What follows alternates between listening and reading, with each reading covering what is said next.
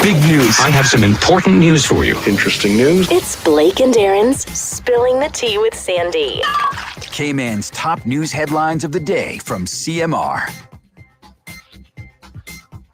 Good morning, Sandy. How are you? Good morning, Blake. How are you? Doing well, doing well. Got some headlines this morning. Got a decrease in isolation to kick things off. I know. I think this is a bit of good news for everyone. Yeah. So I think people are extremely excited to know that now, really, whether you're COVID positive or negative, you're going to see a bit of an isolation period, a reduction, I should say, in your isolation period, all the way down to 6 and 7 days. So a bit of fantastic news. So if you test COVID positive and you're vaccinated, yes, you can isolate now for 6 days and be out, well, potentially, depending on your PCR result by day 7. So vaccinated persons will isolate for 6 days, eligible for an exit PCR test on day 7. Unvaccinated persons have to stay in until day 9 and eligible for an exit PCR test on day 10. Okay, so I'm confused by the unvaccinated contacts. Okay. So I don't know if you've deciphered that or not, but you just said unvaccinated positives. Unvaccinated persons. Now, hold on a second.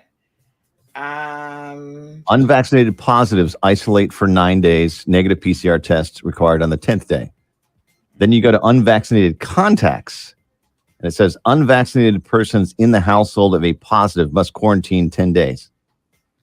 And then it says if a primary contact is negative, unvaccinated child, they should conduct a daily lateral flow test for 7 days. They can attend school. Daily LFT results continue to be negative. So I'm a little confused by that one. Yeah. So which part about the unvaccinated contacts? Yes, exactly.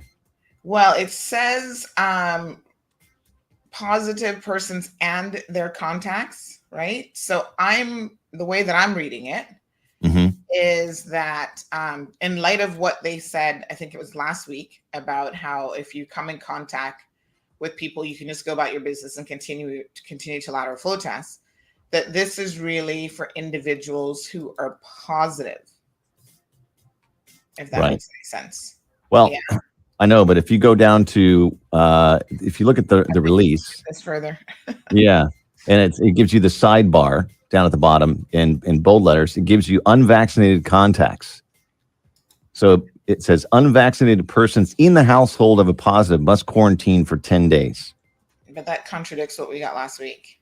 Yeah. So that's why I'm confused by that. Unvaccinated persons. I'll clarify this. I think this is contradicting what we were told last week. Okay, gotcha. Yeah. Yeah. So we'll have to get some clarification on that one. Okay. Yeah. Not a problem. We will send that off straight away. So, yeah, because it wouldn't make sense to have an unvaccinated contact quarantine longer than an actual unvaccinated positive. Yeah, I think that's a typo. Maybe GIS just put in the wrong word or something. Okay. All right. Well, let's move on, and I'll get some clarification. Cool. Heroes Day. Some really, really interesting changes this year. So it's by invitation only. Okay. Yeah. Did you get an invite? No. Okay.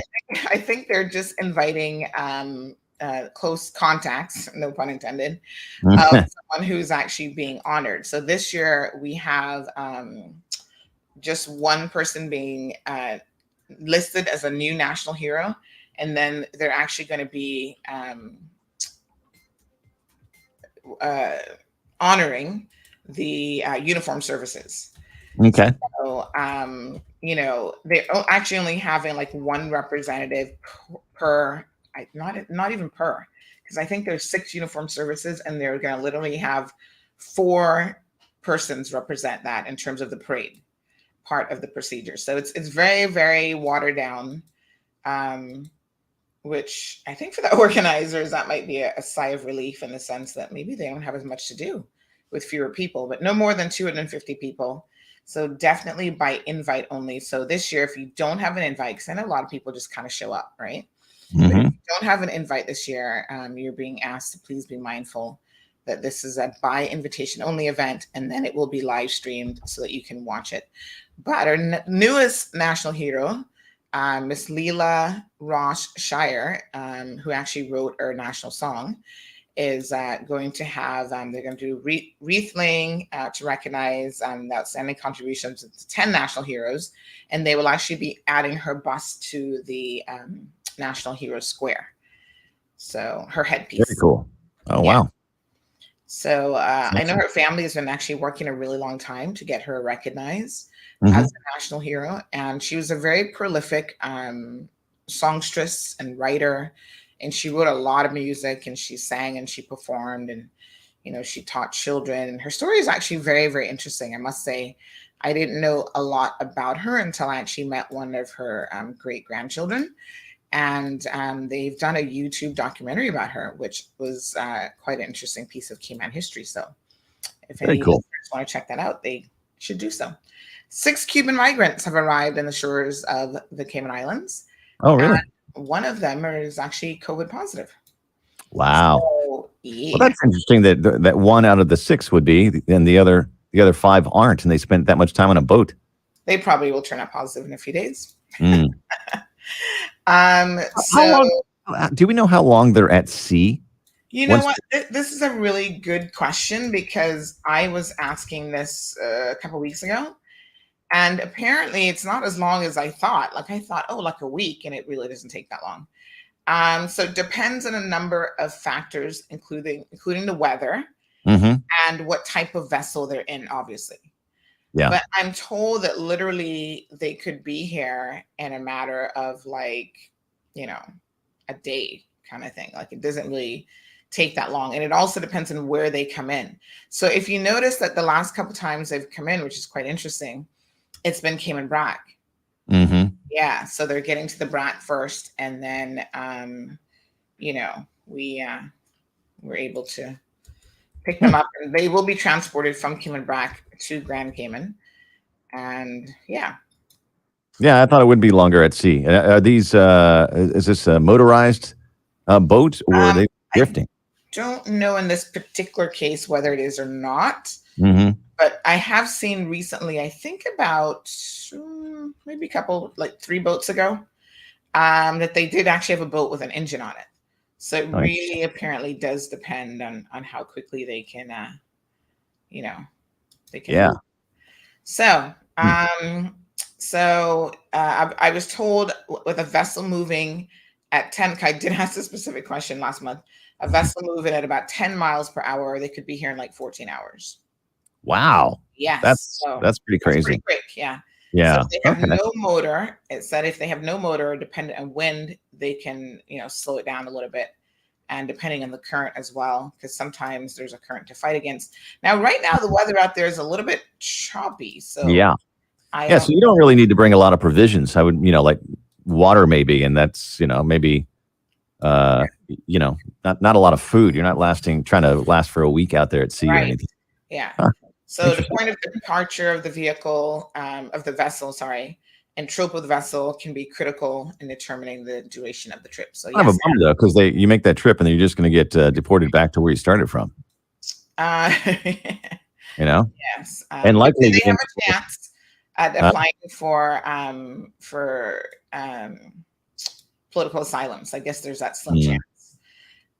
So yes, 1 is positive, and you know, they go through all the isolation protocols and testing and so on, and they will be transporting them to Grand Cayman if they haven't already, actually, because they came in a couple of days ago.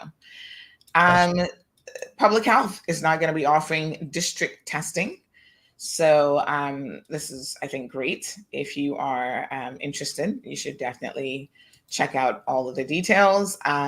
Basically, they're utilizing the Civic Center. So West Bay, the Bodden Town Civic Center, and of course, they've already been using the one in South Sound. So, the one in South Sound gets really, really inundated. Like, I don't know if you've seen the traffic there in the afternoons. If you've heard people say, like, from 1 to 3 o'clock, it's impossible to travel in South Sound because everyone is parked in the side of the road, and it's just really, really crazy. Like, I've seen video footage, people going, "Oh, this is a disaster."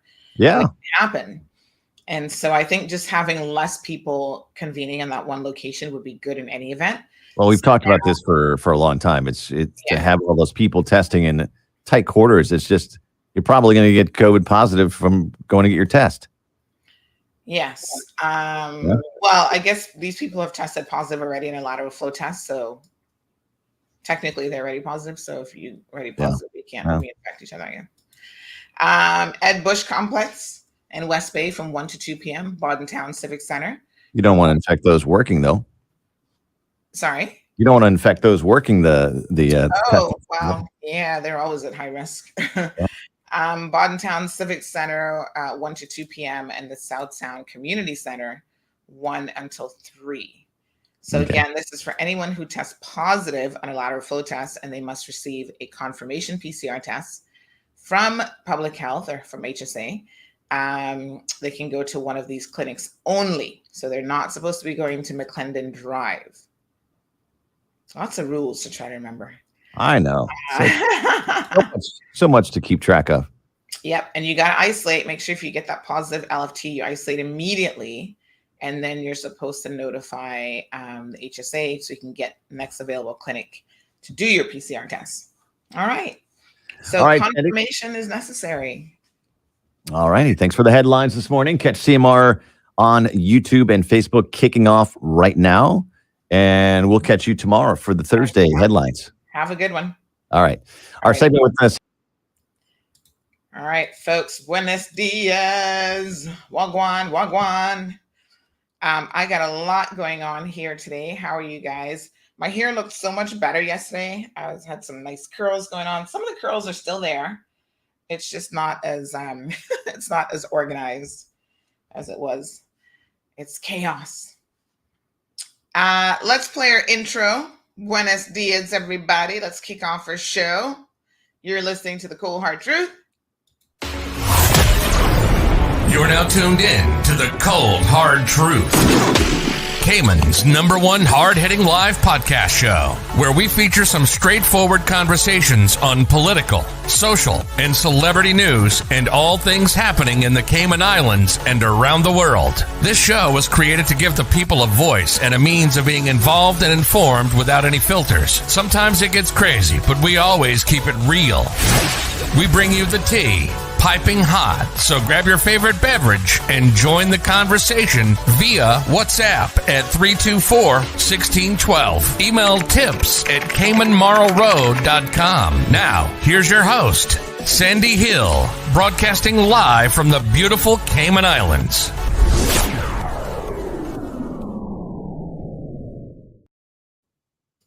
All right, folks, good morning. We should play your beloved LQ Man. We'll play it a little bit later on.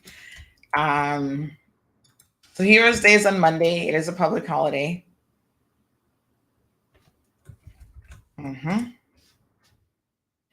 All right.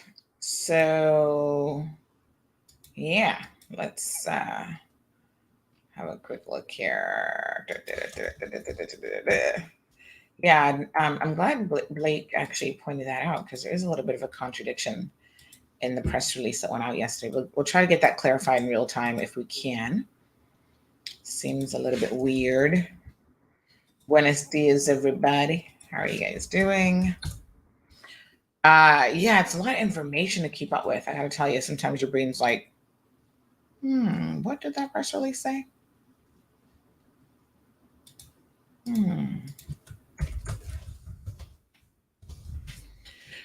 Okie dokie. Good morning, Evelyn, Marshall, Diamond Princess, Olivia. Boop, boop. Richie Rich is in the house. Oh, no, that's the wrong Richard. There's two Richards. I always call the other one Richie Rich. This is Mr. Richard Newton he's in Texas. Remind me. Leonie, good morning. Louis, Detroit, 33 degrees Fahrenheit. Oh, that's the high. Ooh.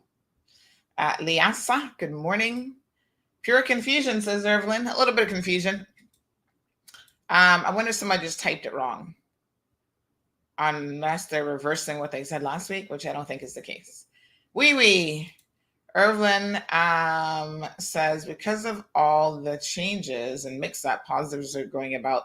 Well, they shouldn't be, because I think that part is crystal clear about positives. If you are positive, isolate immediately and notify public health. Lateral flow positive, you're supposed to get a confirmation PCR test at just those locations. So we reiterate that.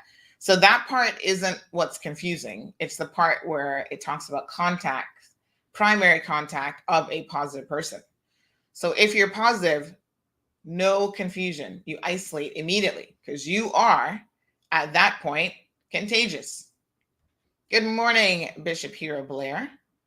Thank you so much. Yes, honey child, the COVID situation is a bit of a mess. So I had someone yesterday sending some information to me where they were saying that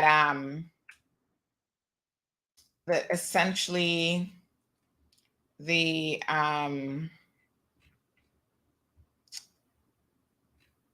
COVID cases are decreasing around the world.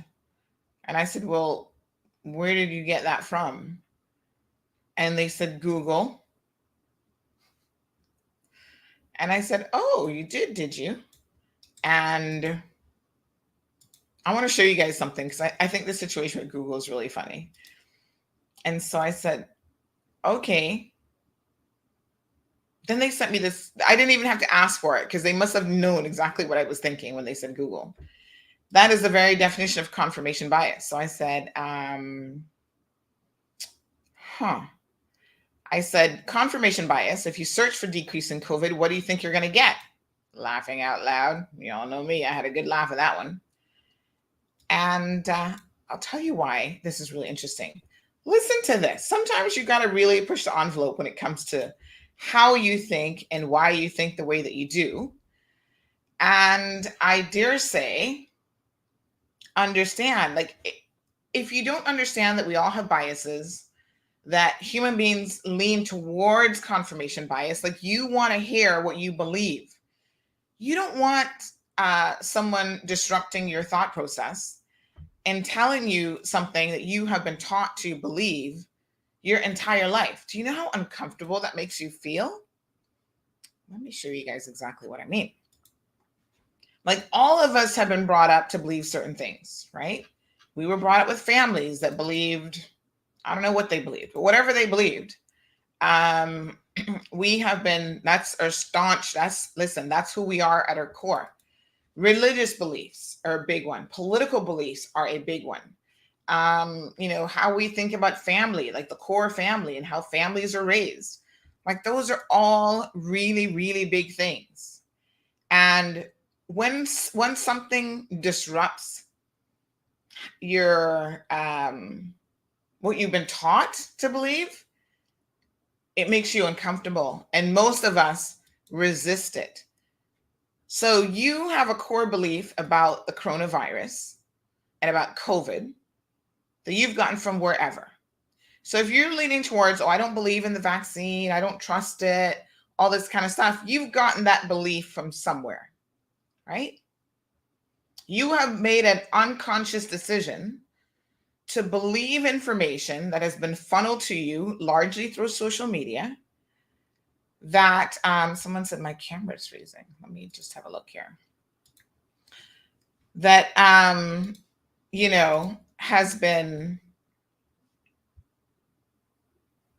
let me just give me 1 second here. That has been fed to you, right? Daily news, let's see.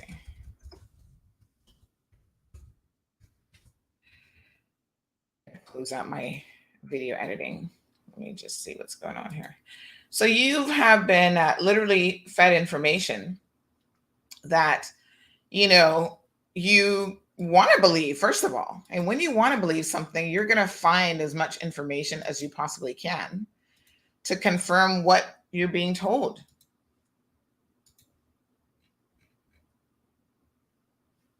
Okay.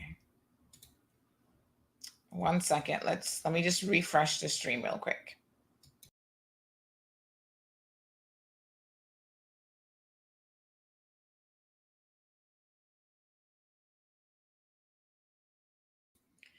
All right, there we go. Hopefully that's better. I need some higher speeds. Flo, help out a girl. Help me out. Okay, I'm hoping that that's better. Let me refresh over here. I got to tell you, there's a lot of stuff on the network, so occasionally I wouldn't be surprised if we have freezing going on. I'm hoping to get some of those good speeds from Flo here shortly. So yes, all good now. Okay, did a little bit of a refresh, and I'm trying to close out some messages and stuff as well to see, close out some tabs and that sort of thing. Anything that could potentially be using the internet. So yes, folks, the bottom line is you have some very strongly held beliefs. And at the end of the day, you want to believe what you want to believe. And it's difficult. You look for things that agree with your belief system already, right? Whether it's biblical verses, whether it's some crazy wannabe scientist who actually isn't an expert in anything. The neighbor next door, who's a dog walker, all of a sudden becomes an expert. And it's amazing. I was speaking to someone yesterday, and she started to say to me, "Oh, essential oils. When you catch COVID, use your essential oils." And I'm not going to knock essential oils in any way, because I'm sure they're good for a lot of different things. But there's a lot of things that I'm pretty sure essential oils are not going to help you with. And this is where modern medicine and non-traditional medicine sometimes really buck heads, because you've got evidence to support certain things, and you've got evidence that is like, if it makes you feel better. This is precisely why the placebo effect is so powerful, because your mind is an amazing tool. If you believe something is going to make you better, whether it makes you better or not isn't the point. The mere fact that you believe it, right? You take that placebo tablet and you believe it's going to lower your blood pressure, all of a sudden the research is going to show that you might get it lowered by a point or two, although that's a sugar pill, because the brain is that powerful. The brain is your most powerful drug when you think about it. But the problem with that is if you're believing the wrong thing and it's not based on any scientific evidence, I think that can be a very dangerous position. So this person was telling me about essential oils. And I was like, now y'all know I've been immersed in the COVID conversation for a minute, right? Coronavirus. And I said to her, how are essential oils going to impact my organs? And she's like, what? And I said, are you aware that one of the long-term effects of the coronavirus of COVID-19 is that it actually impacts your internal organs, your kidney, your brain. What was the other organ? The heart. So your essential oil is going to do what to those organs? And she was like stumped. I'm like, yeah, your essential oils ain't doing jack shit to my kidneys, right? It might make me feel better. Smell the aroma of the essential oils, massage. I mean, yeah, those things help. I'm all for alternative medicines where they make sense. Today, I'm going for acupuncture at 12 o'clock. Acupuncture doesn't work for everything. It doesn't work for everybody. If nothing else, it might make me sleep better. I have had it work for pain control before. So I'm willing to try it. And if it doesn't hurt, but at the same time, I don't throw away traditional medicine for the sake of acupuncture. I use it in conjunction with. So I do the physiotherapy. I know the stretches that I'm supposed to be doing, right? It's a comprehensive approach for me. I wear my little brace, which I'm going to put on right now, that helps my tennis elbow. And this has been proven to help because it puts pressure on that muscle that runs the length of the arm. And apparently just pinching that muscle a little bit can give you some relief.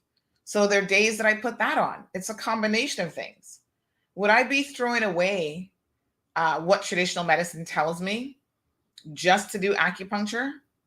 Not likely. But there have been times that I've gotten relief from acupuncture where traditional medicine, I was trying it, and traditional medicine's kind of like, ooh, this is a chronic pain situation. But I think with confirmation bias, you've got to really, really, really be careful. And so I saw this video the other day. You guys know these master classes that they have online, right? So I saw this video and this got me to thinking about how people think. So when this person sent me the information about COVID numbers being down, I saw that they actually sent me their search results. And this is literally what they did. Let me show you all something. Because this kind of made me chuckle. Because I've been having a think about this. And this is the very point that is being made in the video that I'm going to show you here in a second. So they sent me their Google search results. Now I'm going to screenshot it because I want to show you guys. I want you to tell me as we go through this journey together of expanding our minds and learning a little bit about why we think the way we think. Because once you understand why you think the way you think, you would understand that you're not as open to new ideas as you may believe. Not most people. Anything that challenges your core belief system, you're going to have a real problem digesting. So look at this screenshot and tell me what you see as wrong with this. Okay? Good morning, Chantel, Barbara, Dale, Marshall. Says it's hard to change tradition. A lot of people don't want to believe the difference in anything else.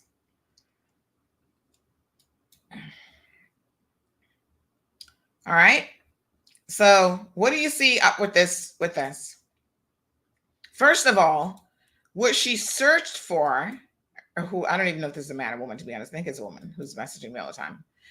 What they search for is COVID decreasing. So if you search for COVID decreasing, what do you think Google is going to tell you? Or what stories are they going to pull for you of COVID decreasing? So I said, wait a minute, this is confirmation bias. You search for decrease in COVID, what do you expect to get? Of course, it's going to only pull up stuff about COVID decreasing. Right? Well, that's what it is. I mean, let's be honest here. That's the result you're going to get. Now, I want y'all to open your brains for a second. Have a listen. One of the great challenges in this world is knowing enough about a subject to think you're right, but not enough about the subject to know you're wrong. There's like a gazillion hours of me on the internet. In almost every case, I'm talking about the universe, black holes, the Big Bang, time travel, God. But what I'm gonna do in this masterclass is teach you how to think. The goal here is to train your mind how to see the world differently, how to question what others say.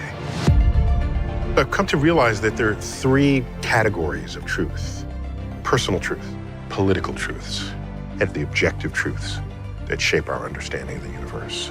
The interesting thing about an objective truth is that it's true no matter what. Imagine that. By the time we're done, you will be equipped with some of the methods and tools so you can turn data into information, information into knowledge, knowledge into wisdom. We all have susceptibility to bias. Search engines on the internet are the epitome of confirmation bias. And you're going to use that as evidence that you are correct? No. The good thing about science is that it's true whether or not you believe in it. What does it mean to be skeptical? What does it mean to be convinced by data? A proper skeptic questions what they're unsure of, but recognizes when valid evidence is presented to change their mind. I will equip you to not only find objective truths, but then communicate to others how to get there. It's not good enough to be right. You also have to be effective. The less connected you are to what is objectively true, the less likely you will be able to make decisions that will benefit your life, the life of your family, and even civilization itself. I'm Neil deGrasse Tyson, and this is my masterclass.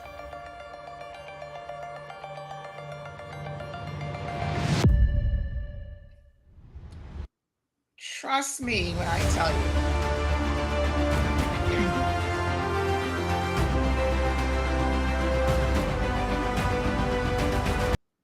All right, sign me up.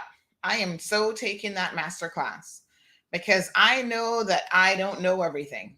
And I know that there's a whole ton that I don't know. I know a fraction of what's going on. And I want to know more. And I want to push the envelope. And I want to question my confirmation biases. What we know, these are facts, right? Because of Omicron, the US is now pushing more than 800,000 cases per day. That's a fact. So when you're talking about Google is telling you that something is reducing, I'm just like, say what? Reduction where? There's some minute place in the middle of whole town, Georgia, that has 5 people living there that they've seen a reduction because everybody else is dead. I'm confused. Okay? Because that's not what's happening in the real world. Your confirmation bias has made you go and click for what you want to see. And then you made the mistake of sending it to me because, I'm the wrong person. Because I actually believe in, really? Is this true? I'm going to figure this out. Right? And the facts show cases per day up 38% over the last 14 days. Tests up 81%. Hospitalizations up 47%. Deaths up 43%. This is the coronavirus map in the US. Latest map and case count. Fully vaccinated in the US, 63%. At least one dose, 75%. Ages 12 and up at 85%, 72%. 65 and up, boy, those old people took advantage of the vaccine. 95% at least have one dose and 88% fully vaccinated. So if you want to look at the peaks and the valleys of what's happening, right? Don't come talking to Sandra Hill about, COVID numbers are dropping. Say what? In what universe are you people living? Come on now. Just work with me a little bit. They're people who spend all of their time, folks, putting this information together. I am not an epidemiologist. That is not my specialty. Okay?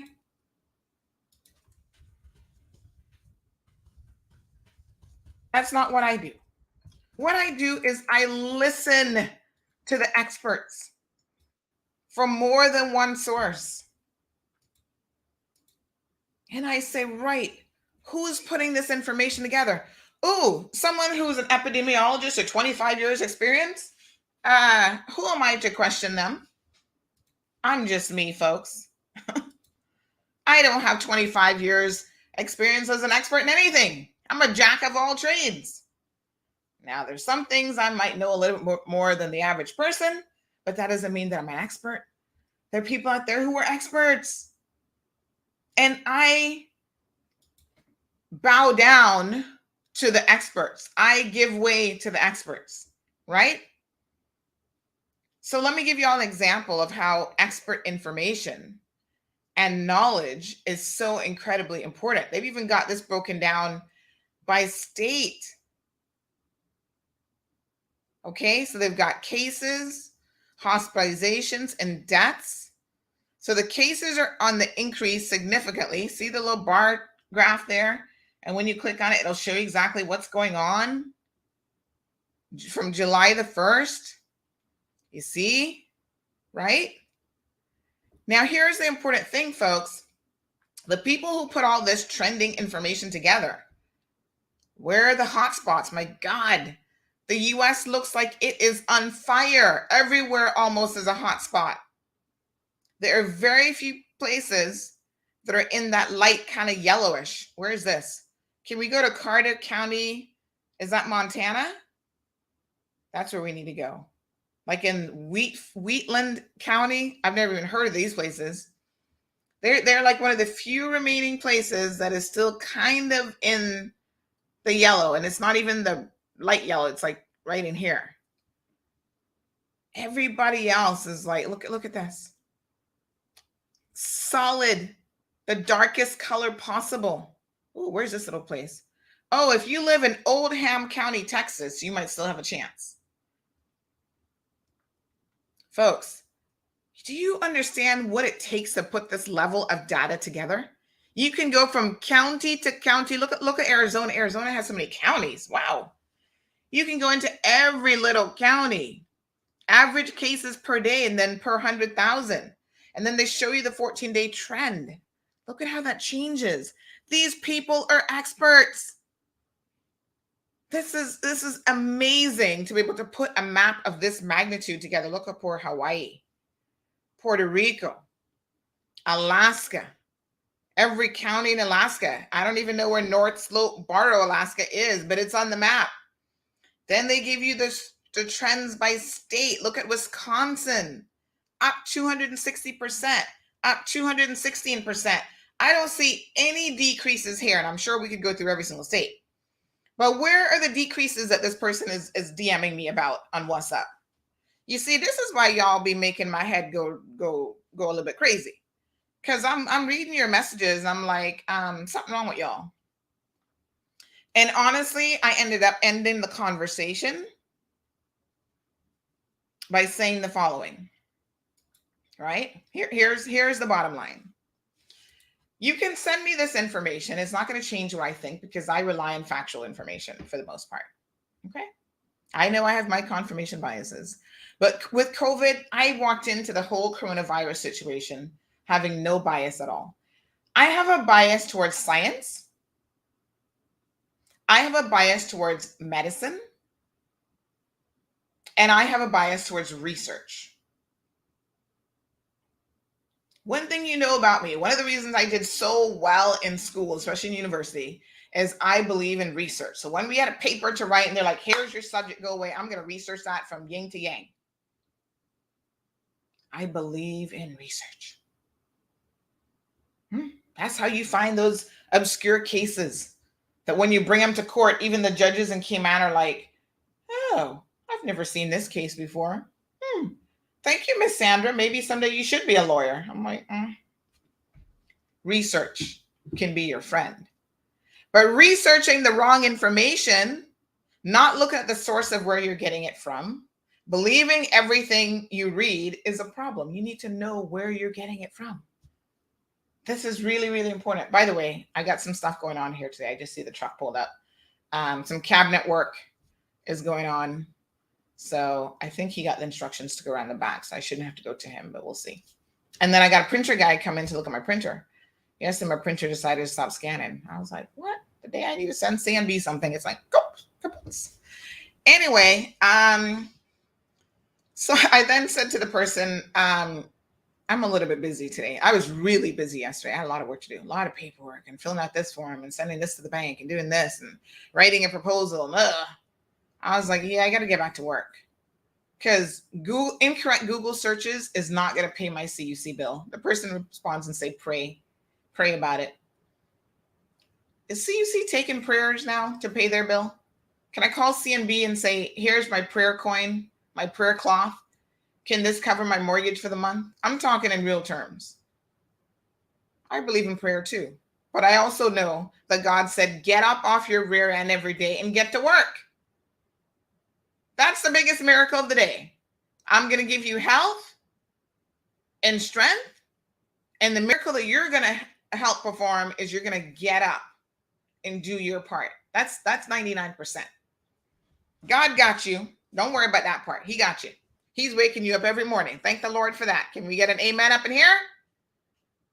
But if you sit down and do nothing with all of your God-given talent that you believe you have, what would be the point exactly? God not going to pay my CUC bill with me just sitting down and praying about it? Oh, no, he ain't. Cayman Brac is coming up here shortly. I'm waiting on the good pastor. Ooh, y'all in for some hot tea from the Brac. If y'all think the Brac not got drama.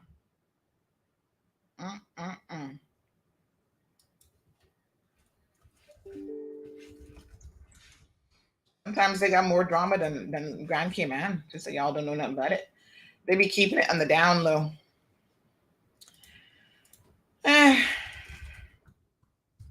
Anyway.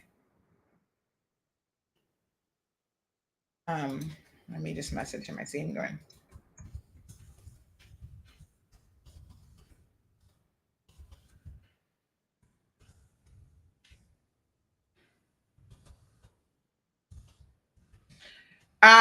Yes, y'all. We got a lot of almost over 800,000 cases a day.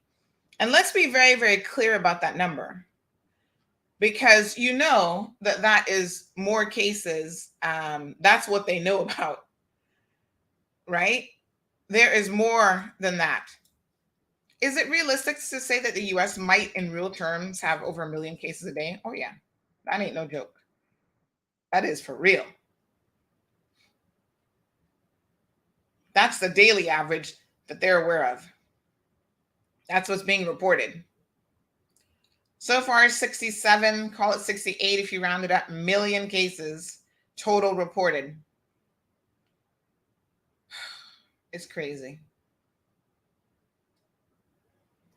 You see, the thing with the Omicron variant is it is very, very infectious. So they're having a bit of a problem.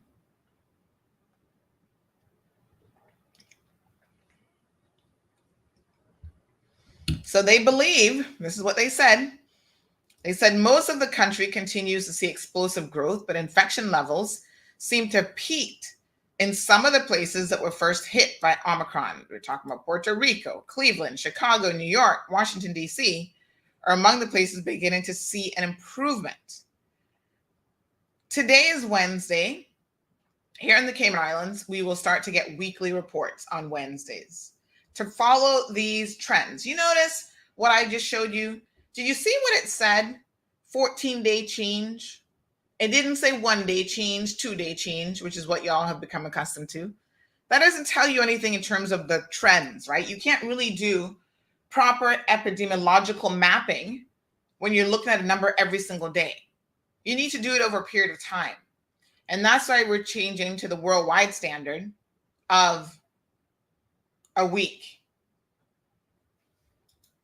Sari says, I love Neil, love the Cosmos series. I've actually never even watched it. But after I saw that, that really got me to thinking specifically about Google. And I'm going to do his masterclass.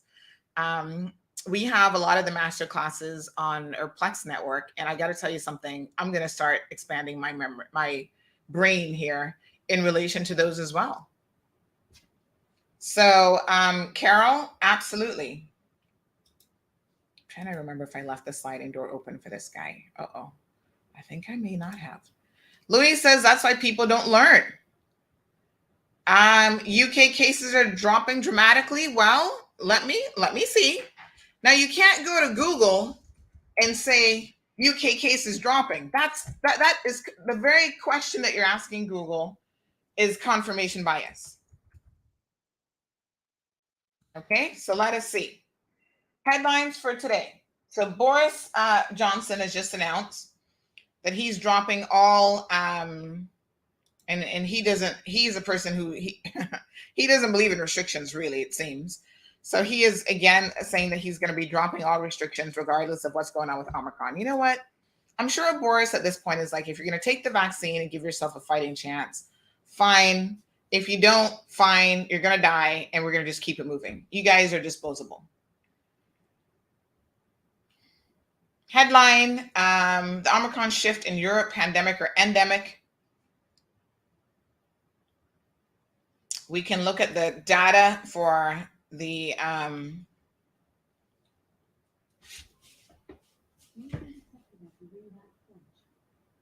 okay, give me 1 second. I think I've forgotten to actually open the sliding door. So give me 1 quick second. Enjoy this music, and I shall be back.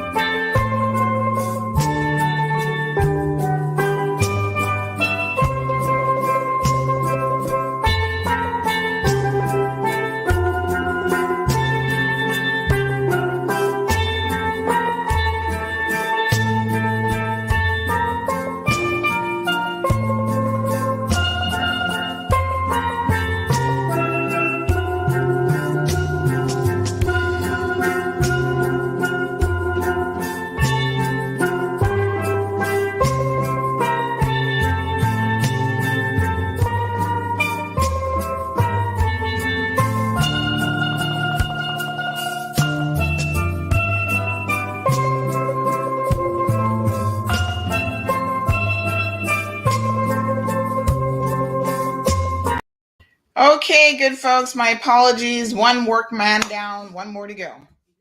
I think the printer guy's coming around at 9 o'clock. Okay. All right. So let's look at some data in the UK. So this is their official site, coronavirus.data.gov.ky. All right. So they're at percentage of population 80%. So second dose, they say they're 83.4%. Really? They got that high? Didn't know they had such high vaccination numbers. Maybe that's why Boris doesn't care, because he's like, well, the few that aren't vaccinated, well, too bad for them.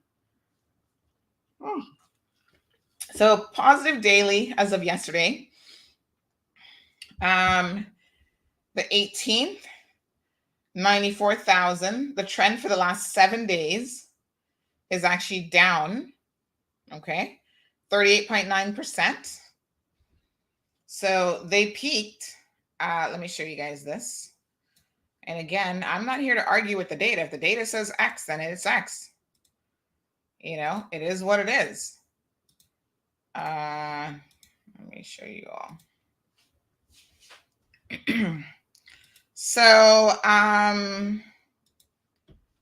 38.9%, but I mean, it's all relative, right? So when Carol says it's dropping dramatically, that is a true statement.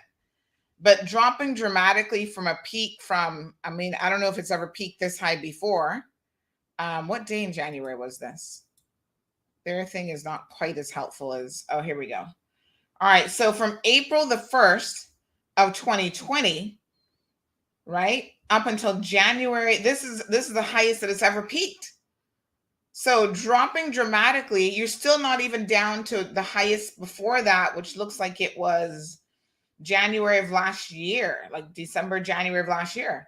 So yes, it has dropped from a ridiculous number of daily cases from around, it looks like January the 3rd. Can y'all see that? Let me make it a little bit bigger. Was this crazy peak. And now it's dropped down to still levels more than you ever saw before. So, should that give you much comfort to say it's dropped dramatically, 38% from here to here? I guess because it's dropping, that's something positive, yes? But let's be very, very honest here. You're still higher than it's ever been.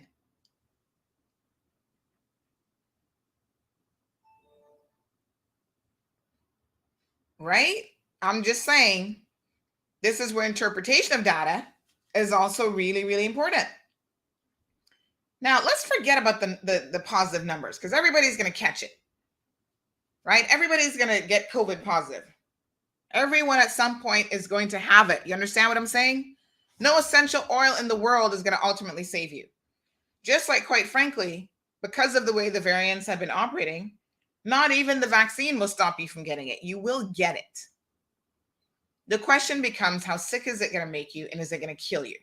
Simple. So the deaths within the 28 days of positive test, right, is up 14.7%. So should I be comforted by the fact that the numbers are dropping? Well, I guess in a way, maybe, because eventually, hopefully, if the infection numbers are dropping, that means that the hospitalization numbers are going to drop, and eventually the deaths are going to drop. Because what tends to happen is your infection rates increase. So you see this increase, and you're not going to see the true reflection of what this means until sometime later when it comes to deaths and people admitted. So over the last 7 days, you've had a decrease in the number of people admitted.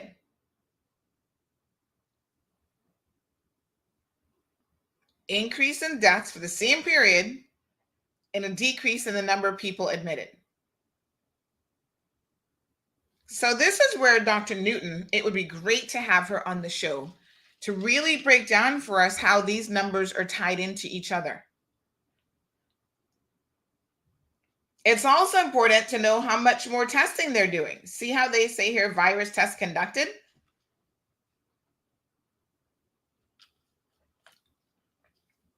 You could be conducting more tests for different reasons or less tests for different reasons. Maybe you're even running out of test kits. What's all the dark coloring mean here for the UK? What's the blue? They could do a little bit better with the mapping. Let's move on here and see how interactive there. So this is the case rate. So the case rate, 400 to 799. That's this color. Then you get these darker ones. So anybody live in Glasgow? Is that Scotland?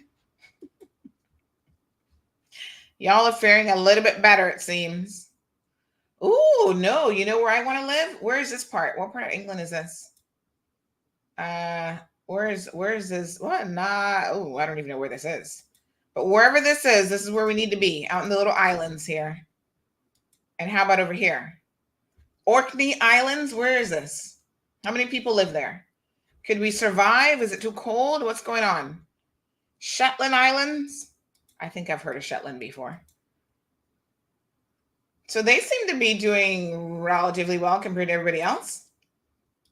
Maybe just because it's like 500 people that live there. I don't know. Ooh, look at Belfast. Oh my God. Manchester, Birmingham, London. Deep, deep red. Is that the deepest color, or does it go a little bit deeper? I can't tell.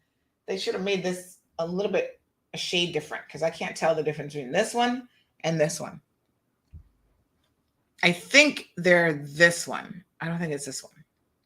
But it's really hard to tell on the map. What part of the UK is down here? What is this? Devon. Where is this little place? Cornwall and Isles of Scilly.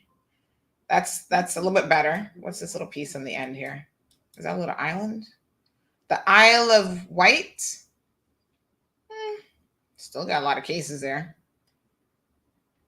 So, you know, it's really quite relative. They're tracking previous 7-day period.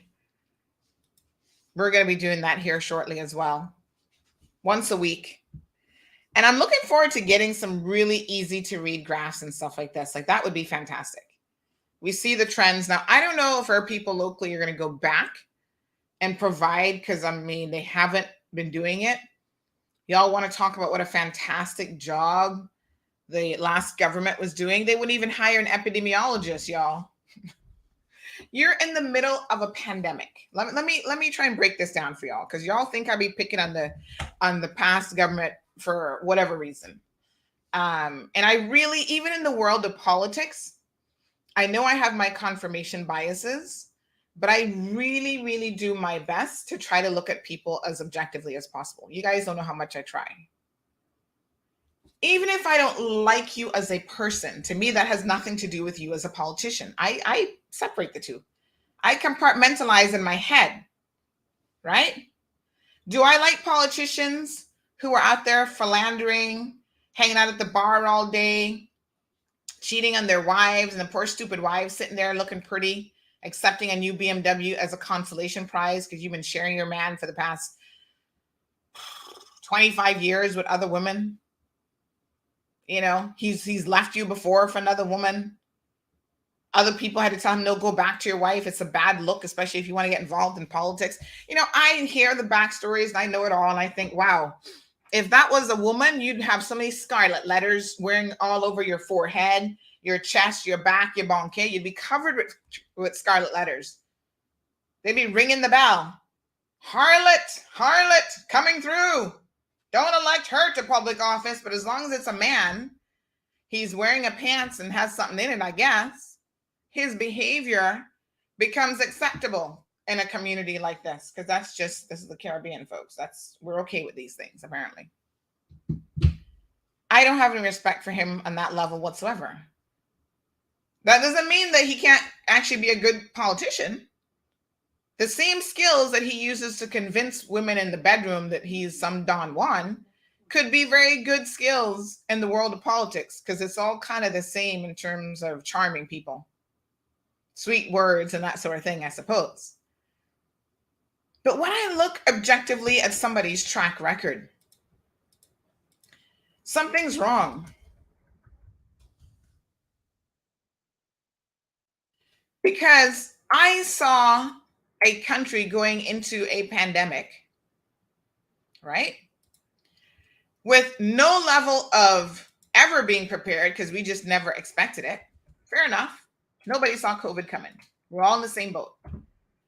But gosh darn it, I would have been like, we need to prepare right now. So you've got a chief medical officer who has no experience. He is a nice guy, did an okay job.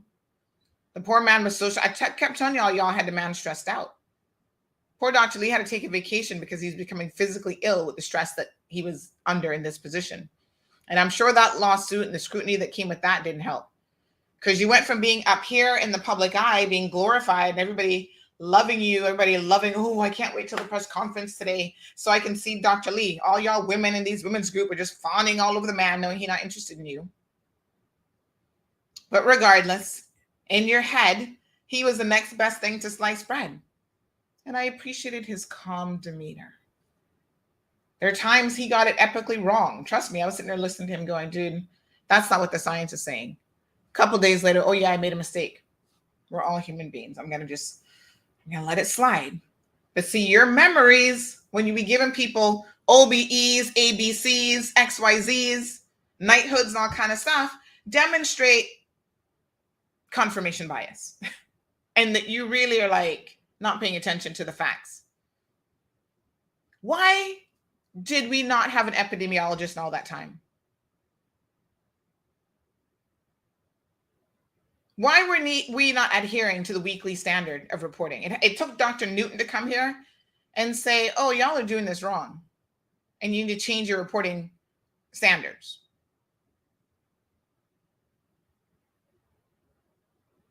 The last government, lock everybody down. That's the easiest thing in the world to do.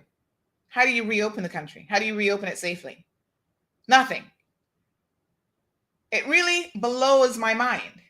The number of people that sit back and say, oh, Alden did a fantastic job. A fantastic job where? Point exactly to me. Tell me what he did other than lock you down. That was so fantastic. They had breaches during his tenure too.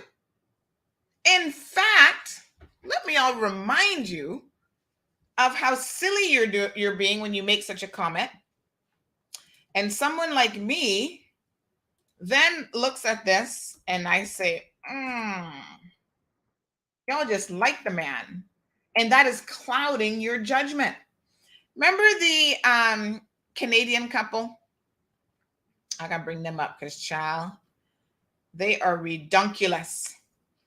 They're the ones who breached, what were their names again? These are these rich people. Can I tell you that sometimes rich people really get on my last nerves?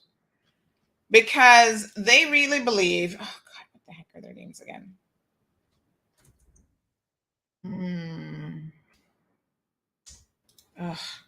They really believe that there's a different set of rules for them in this world. I guess maybe there are different sets of rules when you're ultra rich, especially. Because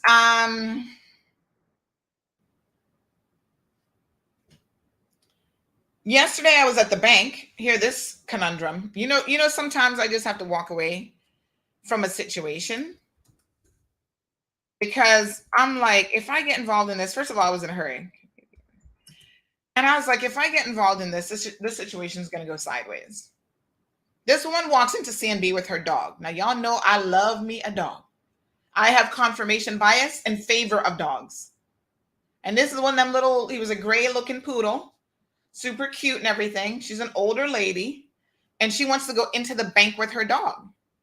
And there's CNB staff telling her, no, we can't let you in the bank with a dog. We have a no pet policy. And she's like, well, I have a safe deposit box here. Ooh, the privilege that was oozing out of her. I was like, Sandy, mind your own business. Because, I was like, what? You have a safety deposit box here? Good for you. How much money is in it? What's in the safety deposit box? You must have got some $1 billion coins and $1 billion pieces. I have a safety deposit box here. I have a safety deposit box here. I'm thinking, and what else you got here? An account with $1 million in it, or is it just a safety deposit box? What the hell is in this box that allows you to bring in your dog? You got some dog biscuits? Some dog treats in a safety deposit box? And then she starts pulling the, I won't beg here anymore kind of card. And I could see the poor little Caymanians like, okay, miss, we're gonna speak to somebody. And I was like, oh, Jesus Christ. Honestly, I was just like, no, I was trying to go to my hair appointment. And I was just like, let me not take this on, because if that was me and my little Coco, and this dog wasn't no cuter than Coco, believe me, and no more loved and no more special than Coco, would the staff at CNB have let me in the bank with my dog? Now, had I heard this woman say, this is a situation where I need this dog. This is a emotional support dog or a dog for physical therapy or something.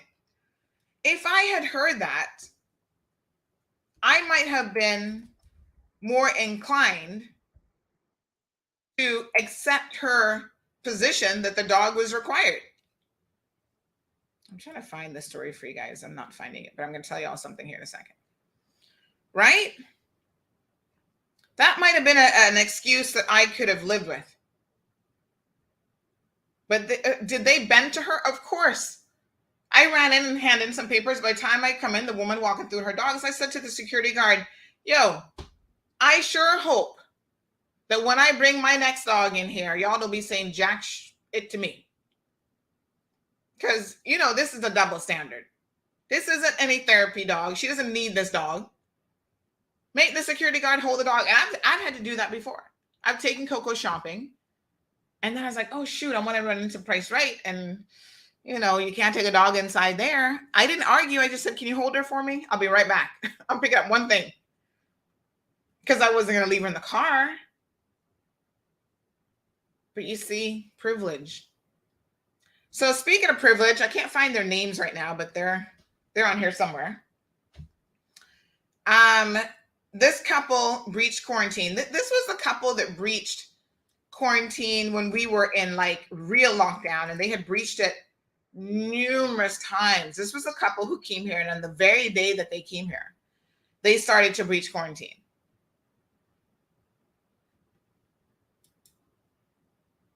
They were out to dinner. They were taking walks on the beach. They were doing the most. When they finally got caught, right? Let's see here now. What did they do? Well, let me tell you what the problem was. And again, this goes back to the point of people saying, "Oh, the government did such a great job. The previous government did such a great job with the lockdown." I said, "Please demonstrate to me where that is true." Because actually what happened is this couple breached quarantine. The previous government was supposed to have passed the legislation making it a more serious offense. $10,000 offense as opposed to a $1,000 fine. So they breached quarantine multiple times. I forget the count. And they only ended up paying $1,000 because the previous government forgot to gazette the legislation. Oh yeah, we're going to pass it. We're going to increase the fines, blah, blah, blah. Thank you so much, Pascal Turjanian and his wife. Yes, thank you for reminding me of the names. Let me show y'all now. Thank you for that. I just couldn't. Their names weren't coming to me. This is the same woman who told me she'll pay me $1,000 to take down the news stories. She must be out of her damn mind. Couple breaches quarantine numerous times and only fined $1,000. You know why? Let's go up and read a little bit more. The courts weren't able, because y'all were cussing the courts. Oh my God, the courts couldn't do nothing about it because the government, the same government that is now being knighted, the same government that has received accolades, right? Thank you. Everybody's sending me the stories about these people. Oh, this dude, he's a Quebec dentist, and boy, he's something else. The courts couldn't do nothing about it because the only thing that they had was the ability to charge him, prosecute him, and pay $1,000 fine. You guys might remember this case because the very next breach that happened after this was the Skylar Mack breach. Poor little Skylar comes in at 18, 19 years old, and she breaches it, and she goes off to jail. But a couple, a mature couple, who have no consideration for the law, who breached it numerous times, out to dinner. They were fooling the security guard. Like one would be talking to him while the other one's sneaking out the other way. I mean, they were organized with how they were breaching COVID regulations. And they did all of that and only got fined $1,000. And because then the government remembered, see what it says here? This delay meant that Magistrate Foldatz could not apply the $10,000 fine to Dr. Pascal and Christina Gurinian Chirajan, whatever the heck their names are, for breaching the provisions numerous times. They had them on camera. They were staying at Regal Beach Club. The camera caught them going in and out about their business, waiting for the security guard, thank you, Garnett, to turn one direction. And then they would run out the next way. Taking romantic walks on the beach. They must have thought that they owned the beach, child. Taking romantic walks on the beach hand in hand because nobody else was on the beach because the rest of us were in lockdown. Everybody else, had no beach access. But they were walking around like nobody's business.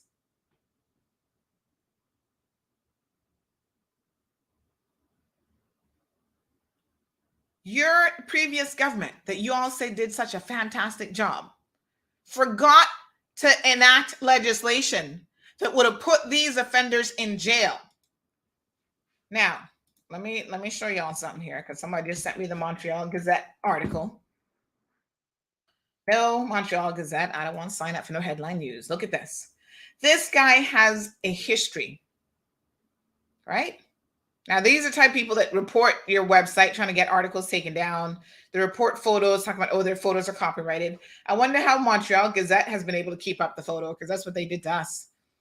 Because, he doesn't want people to know who he is. If y'all read the story about this guy, a controversial dentist who practices in Montreal, he is something else. So this is actually about their case here.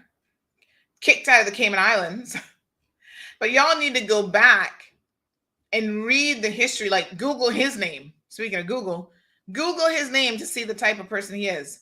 He was called a public menace by a disciplinary board in Canada for what they say is years of egregious behavior. One of 22 cases in the Tarjanian affair, languishing in a legal quagmire since 2006. 4 new charges have been filed against him since 2010. The board said he's a menace to public health. That's what the Provincial Professional Order of Dentists said. They want him barred from practicing as a dentist immediately. Accused of billing fraud, faking a patient's signature on an insurance claim. This is the kind of stuff anywhere else would send you to jail. Let me increase this so y'all can see for yourselves. Y'all know I'm not misreading nothing. Overcharging, claiming fees for services not rendered or completed. Intimidation of patients and other dentists who've criticized his work. Buying excessive quantities of prescription painkillers. Doing substandard dental work, performing unnecessary, wrong, or improper treatments. The list is long. And he has been found guilty and fined in some cases, and he continues to practice. He actually has three different offices, 3 different clinics.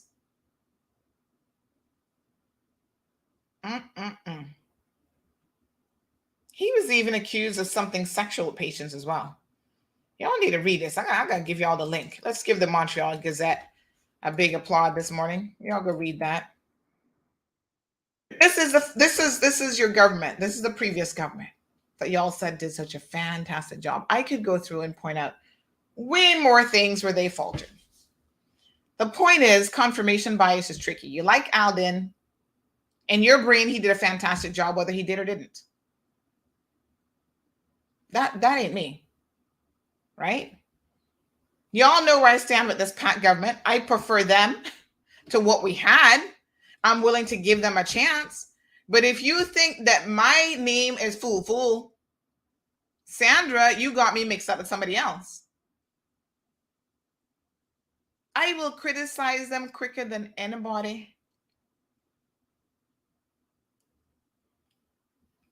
If somebody likes you, they can tell you the truth. When people don't like you, they can make you go out there looking like a fool. Oh, yes. Oh, that outfit looks good on you, girl. You're so pretty. Meanwhile, you're looking like a 2-bit stripper. You ain't pretty. You ain't classy. You look like a clown. Your makeup not done properly or whatever. Let's not pick on men and women. Some of y'all men be walking out there looking jacked up. Your pants are too tight, making you look suspect. Right? You crusty. You're not putting on lotion. All these things. People who like you will tell you, oh, you look good. An honest person who would be a friend or a foe, it doesn't matter. Because even a foe can be honest with you. They're going to tell you, maybe you need to lotion up a little bit. Or maybe you need to comb your hair. Maybe you need to, they'll tell you. Or they're not saying anything at all and they just make you looking like a fool. Hello, Robert. Thank you so much. How many people don't you get use of off to keep mosquitoes away until they're bit by mosquito, the national bird? I don't use off if I can help it. I don't like putting anything on my skin that is going to seep in, including off. But boy, yeah, those mosquitoes are horrible. But why are we talking about mosquitoes? Lily says the UK has stations, COVID vaccine stations and pharmacies. Most places do, even in the US. You can go and bloop, get it just like that. Not a big deal. Keep it moving. Tracy says, my family are in the northeast of England and it is rife there. Everyone is getting it. Folks, everyone is getting it here too. Sure, Rainbow, I saw the dog. All the toes are polished. Oh, I didn't even notice his toes. So I guess it's probably a female dog. Her toes are polished too. Oh, I'm sure the dog is not. Like I said, I love dogs. This had nothing to do with the dog. My only question was, does CNB have a policy about dogs or not? The same time I saw the dog, I was like, where's Sandy, man? And you come walking it. Girl, yes. That was me going, listening to this argument, I was really trying to mind my own business. I got to tell you, because I was in a hurry. Like I said, my scanner, printer combo, whatever. The second I printed the stuff that I needed to sign and send back to CNB, all of a sudden it's bloop, bloop, and giving some error message. And I couldn't scan it. So I was like, oh my God, I've been trying to get this thing done for like over a year now. So I said, you know what? I was already running late for Rocio. She had another person she's working on. I said, perfect. Let me just run into CNB and hand these in. Well, as I run into CNB, I see this transaction happening with the woman. She was walking straight through and they stopped her. And she went back to kind of like by the security guard in the little lobby area. And I come here, I got a deposit box, and I heard all this. And I was like, I said, Sandy, mind your own business today. Just go. And I was like, but I still had to say in the end to the security guard and some staff, I'm like, when I bring my dog in here, y'all better not be saying jack shit to me. Because I want to walk in there like Mr. Dick, what his name was? The guy with the quarry, Dick Christian, is that his name?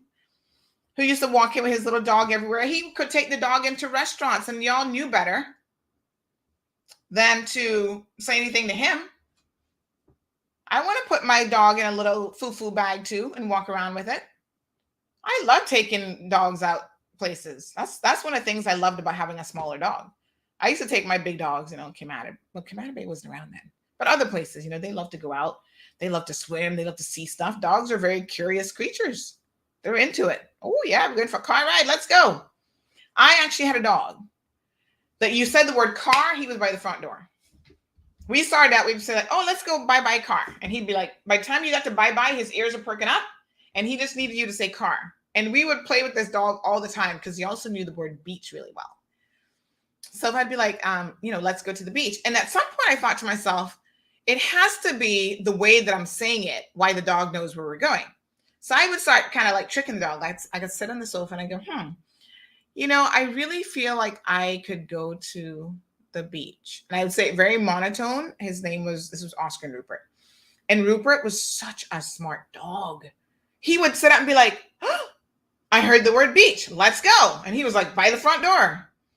Then I started spelling it. I tell you no word of lie. I can't remember. Mary, do you remember this? Because I've showed it to a couple of my friends. I'm like, y'all don't believe me. I started to spell the word outside and beach. So I'd be like, O-U-T, and he'd sit up. But if I didn't finish the word, he'd lie back down. Like he knew how to spell the entire word. It was so amazing. So I'd go O-U-T-S-I-D-E by the front door. Beach, B-E-A-C, by the front door. So, dogs, they love going out.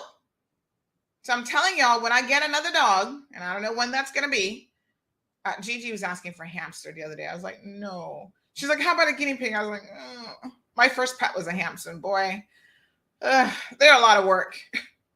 Having to clean that cage, and then they need something to like gnaw on with those teeth. And then they don't live very long. You get used to them and you start to love them and stuff with their quirky ways. And then next thing you know, they die on you. I was like, I can't deal with at least a dog. Well, in Cayman, even the best of dogs being killed by the neighbors. So I don't know how long they're really going to last. Marva says in 2004, the then government did such a phenomenal job to bring Cayman back from Ivan's destruction. Which politician was knighted for this? To me, this would have been more deserving. Marva, you're thinking a little bit too much this morning, Good point. I mean, of all the things that people could be knighted for, I mean, it is weird to me. It really is weird to me. Now, I don't know. Good morning, Carmelie. You remember Oscar and Rupert? Oh, God, I loved those dogs. I brought those dogs from the States. Like, every dog to me is like a child. They all have their different personalities. And Oscar was the kind of dog, when I got him from the litter, I should have known from then. He was kind of the rut of the litter, too. But he seemed to have a little bit more spunk than the rest of the litter. And that's why I took him, right? But let me tell y'all, he was, you know how some people say, oh, that's only a face a mother could love, or that's only a personality a mother could love. Like it takes a special, when you have children that are different, to me, dogs are like that.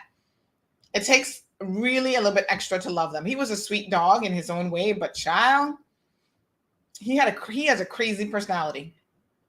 He would steal food from children. He would go and knock the food out of their hands. Like they'd be standing up at the beach with a little plate of food. And Oscar would be like, oh, a hot dog. Okay, well, I want that hot dog. He'd go knock the food out the hand, steal the hot dog, and run off.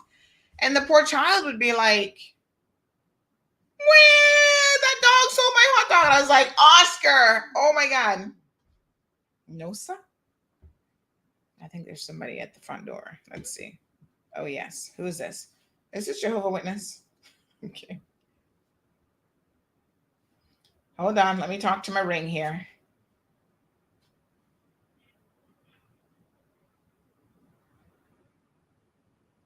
Hello?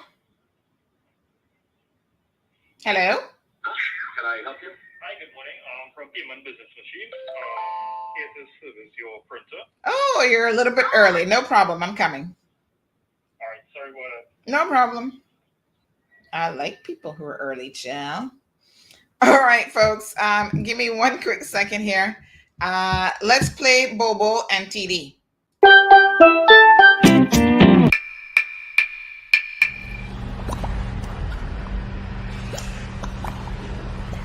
Pepe, what are you making this time? A special elixir to become Pepe the Invincible. Oh boy. Actually, Pepe, we have a job to do. What? A mission for Pepe the Invincible? Okay, so there's a coronavirus test that we can do at home. Yes, we don't need to go to the doctor or hospital. I know. It's a lateral flow test.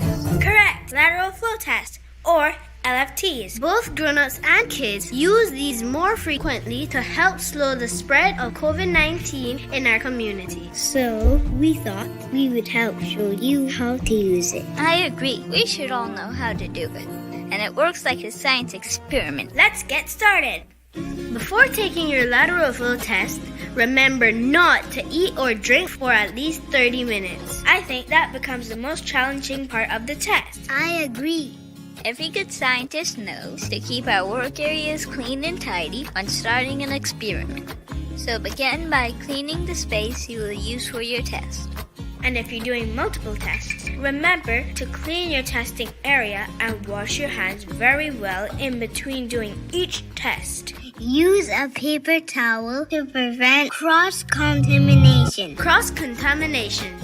When germs get transferred from one person or object to another person or object. Wash your hands for at least 30 seconds and clean the area you use. Open your kit. Lay out the contents.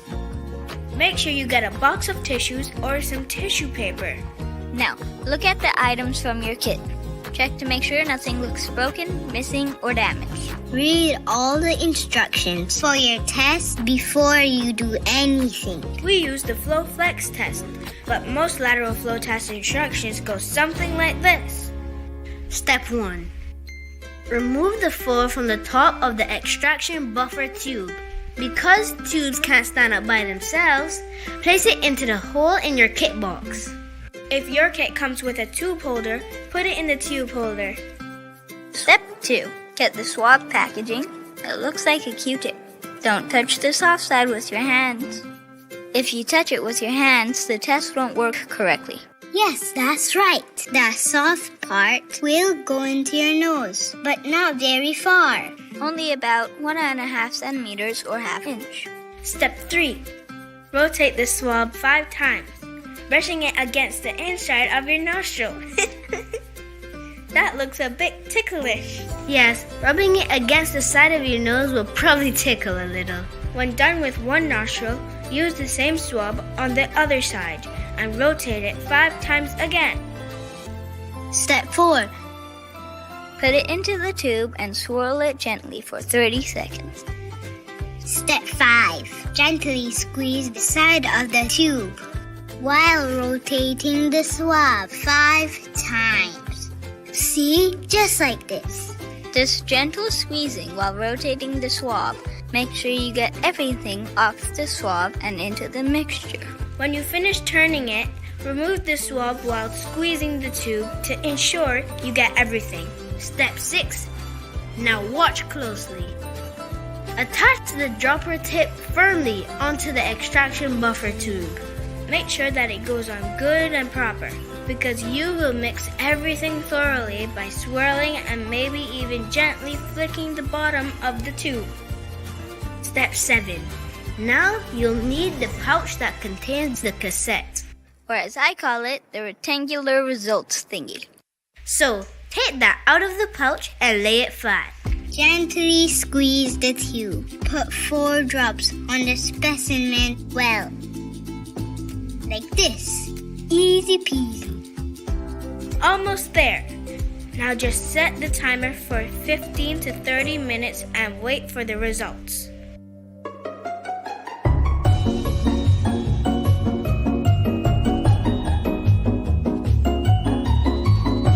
The results have come in. Drum roll, please. I see a red line.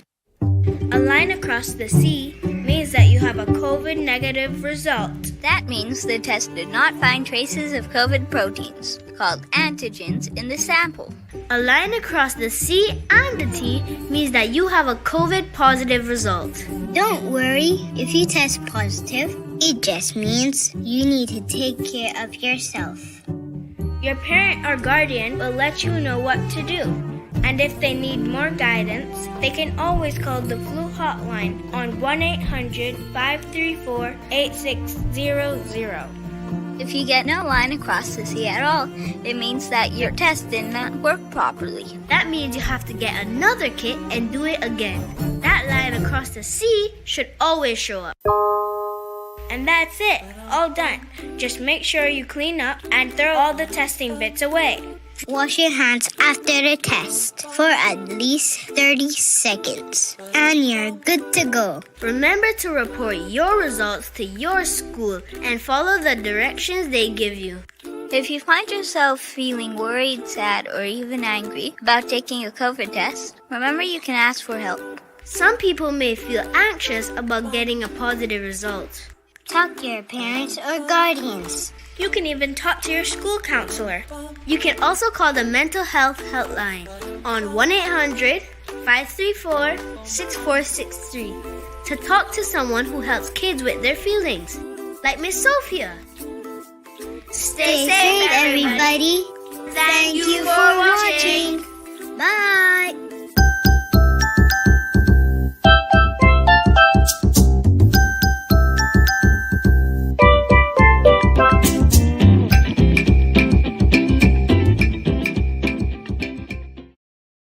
All right, folks, thanks to the Cayman Islands Red Cross and the HSA for that super useful video on how to do a proper lateral flow test. So let's talk about the BRAC drama, folks. We're waiting in our guests to join us. Now, this is a bit of a very interesting situation.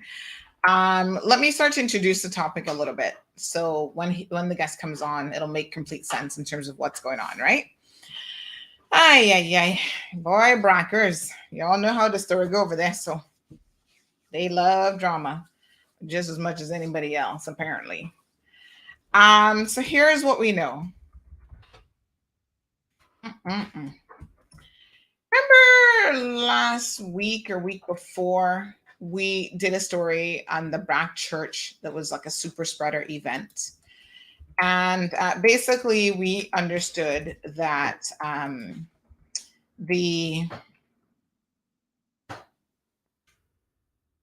HSA was contact tracing about 60 people that attended that church, either Christmas or New Year's event. They're not really sure where the infection exactly started, but it was over that week period. With concerns that they might actually have a super spreader event on their hands. So what that means is someone was positive and they went to church, and, you know, I keep telling you guys this, the top 3 places to catch the coronavirus is bars and restaurants, churches, and the gym. Just the nature of the types of businesses, and bars. There's like a lot of people all packed together. They tend to take off their mask. They're going to be like talking to each other in close quarters. You're loud music you can't hear, so you get right up in somebody's face. You're definitely not social distancing in a bar. I've never been to a bar yet where I see anyone who's social distancing. It's not even possible, to be quite frank, right? So these things, church, the same thing. You're sitting next to each other, crunched into church, and you're singing. And there are certain types of activities that spread virus particles further. Like if you're jogging and exercising, hence the situation with the gym. We said this from early on in the pandemic. Research was showing very, very early on that the 6 feet in most situations is useful, but in some situations it's you might as well throw that out the window. So if you're jogging, even outside, you're spreading particles that are traveling much farther than 6 feet, right? Because you're jogging and breathing, and somebody else jogging by you, they're going to be getting some of your particles. And most people are not going to go out jogging with a mask on. So church is kind of like the same sort of situation. People are singing and they're praising the Lord and hallelujah, and all that is just spewing the good amen germs all over the place. And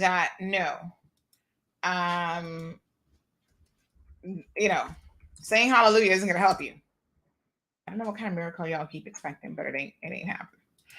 So anyway, a super spreader event. It is what it is. When we did the story, we'd actually contacted the local church before doing the story to try to speak to either the pastor that was alleged to have gone to the Brac. He wasn't there. He wasn't available. And his secretary was just like, oh, yeah, we'll just take the message. 6-7 hours later, no return phone call, nothing. So we put out what we had. We had to tweak the articles because they contacted us. And someone is saying that the supermarket is also a super spreader location. Yeah, because not social distancing there either. And it's a lot of people in there. So yeah, we tweaked the story a little bit. Church people can be very, very funny about how they're represented in the media. So we were very clear. We never said that the pastor was a super spreader individual. However, the allegation was there that a certain pastor had gone to Cayman Brac, when in fact he hadn't gone at all. It was another individual who had gone to Cayman Brac who was unvaccinated. Now, if you're traveling to the Sister Islands and you're unvaccinated, the protocol is you have to do a PCR test in order to get on the plane. If you're vaccinated, you just go on through. So he was actually unvaccinated, but he tested negative. Now, to be clear, and this is, y'all need to understand how this is happening. You can take a PCR test today. Go to the Brac, and this is what's been happening. Remember the guy who worked for, was it Public Works? He was the first one in Little Cayman he infected Little Cayman because he was on 3 islands in 24 hours. So he was like Little Cayman, Cayman Brac, Grand Cayman, hanging out with all these firemen and whatever. He was the one who kind of kicked it off with the Little Cayman infections and the Cayman Brac infections. That was a government worker, big time anti-vaxxer, not vaccinated. And yes, he spread it to 3 different communities, really.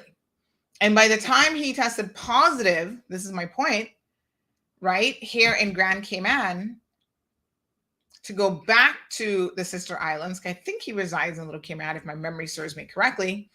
He then tested positive and he had to go in quarantine. He already had infected a number of people because he'd come in contact with, especially the firemen. That's just the nature of COVID. Nobody's trying to, if you're COVID positive and you spread it, then, it is what it is. That's why you should stay home if you know that you have it. But there are times that you're not going to know that you have it, that you are indeed positive.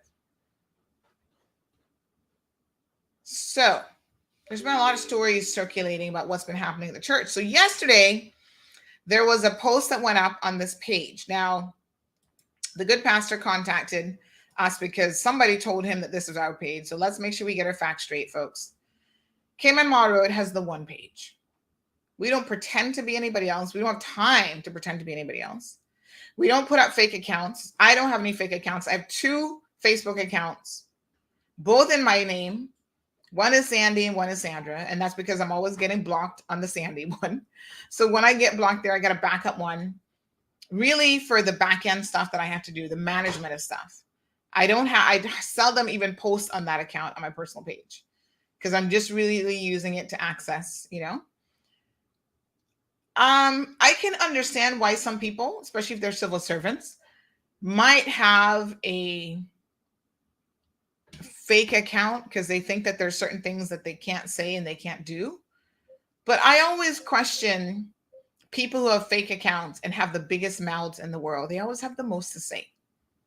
And I've seen them because they create these fake accounts and then they well, there's one that's out there that's all about trying to hate on CMR. That's all the page does. It's because they were blocked on our platform. And then they're like, oh, well, they'll use their own platform.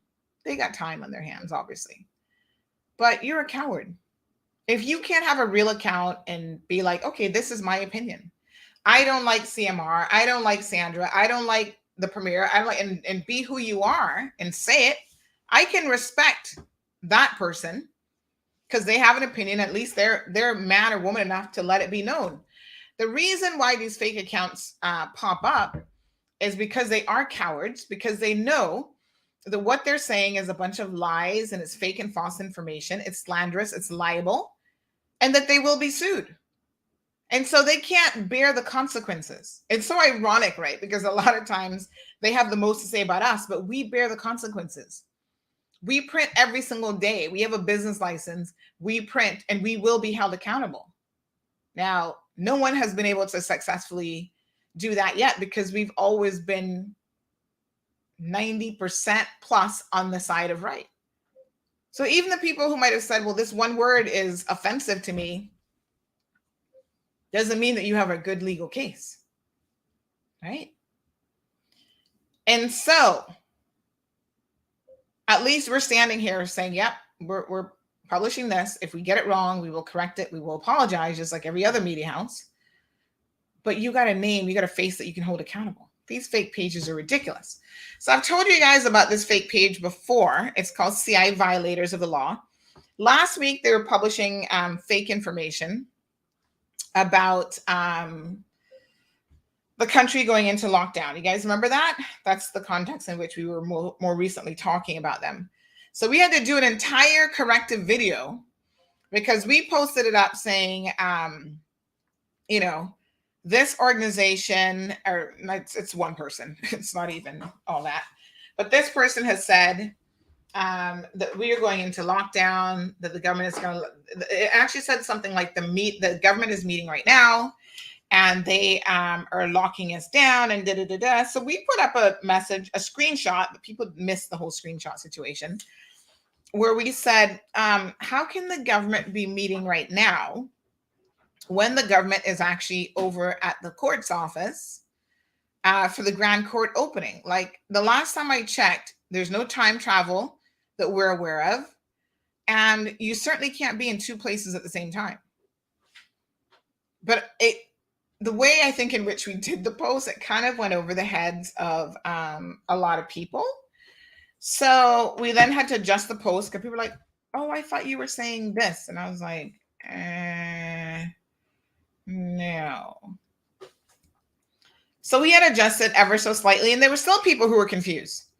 Because somebody sent me a thing from Miss Juliana where she was saying that somehow, we said that the country was shutting down. I'm like, no, we didn't say that at all. We said the opposite. We said that somebody else who said that was completely wrong. Well, this page hasn't learned anything from last week until this week, apparently. Carrie Whitaker, Hort, Tibbetts, pay attention now. So they continue to put out apparently fake information. This time it's about quarantine breaches. Now I have people who send me this stuff all the time and they said, Sandy, is this another page that's trying to be CMR? And I'm just like, listen, I ain't got no time to even entertain these individuals, to be quite frank, right? The difference is when we have said something 97% of the time, it was true. And 97% of it was true. In the instance of these people, they're not concerned with the truth. They will take anything on the mall road and just run with it. Not everything on the mall road is mall road worthy. Well, not with official mall road. So we were waiting. We got about 4 minutes before our guests come in. So they made all sorts of assertions here, piggybacking off of the story about the church. So Pastor Courtney is mentioned in here. His wife Marcy is mentioned. And this post claims that they have breached quarantine on the Brac and all sorts of stuff. So it is chock full of details. That's for sure. Where the person was quarantining, the unit number, this and that. Now, it's kind of interesting how they have actually put this together, because someone has said there's a number of breaches in here that have occurred, that if these people really wanted to pursue this, they could. But that's not a matter for us. So they claim that they've received it from very reliable sources, that the Jamaican RCIPS and the BRAC only gave this woman a verbal soft warning. She was not arrested when caught out of quarantine after being tipped off. Why? She was neither charged or warned of prosecution. Apparently, our sources say that the officer was one of the hairdresser's clients. Now, this is all kind of mixed up. This is beyond Mall Road. This is the Pebble Road mix-up story. And it is suspected that was a reason for the easy release. Okay. We're also hearing that Courtney Morrison works for former Deputy Premier Moses Kirkernel. Well, I don't know why that would be hearsay, because that's a fact. So, if you know that for a fact, then you just say that that's a fact. He does work for Moses Kirkernel in his business, in one of his businesses. And then it goes on to say that he's a notary public, and these are reasons for treating his employee with a soft approach. That would be a matter for Moses Kirkernel to respond to, but I'm not quite sure I followed the logic here. What was the employer going to do if there was a breach and the police dealt with it or didn't deal with it? What's the implication with the employer? I'm a little bit confused. And then it goes back talking about the Ramjeet kid, which seems to be like the go-to case. Anytime there's a COVID breach and you don't like the outcome of it, you go back to that one and you say, hey, remember what they did to poor little young Ramjeet? Well, Ramjeet was of age and he knew exactly what he was doing. And he did go to a public event and he did, a number of things that he needed to be held accountable for. And quite frankly, it is what it is. Right? Mm-hmm.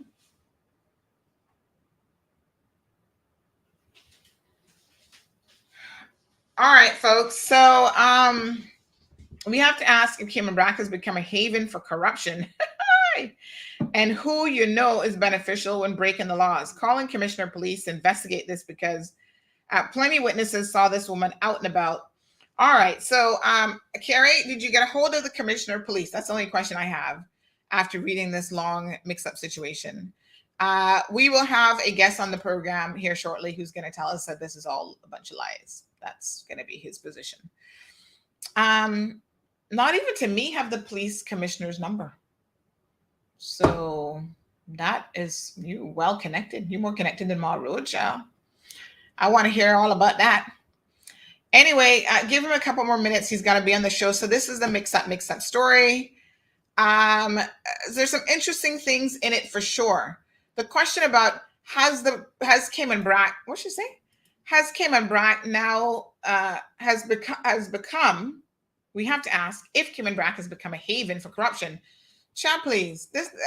If that was a real question, you're a Braca, Carrie, you would know Cayman Brac always been a haven for corruption from Jesus was a baby.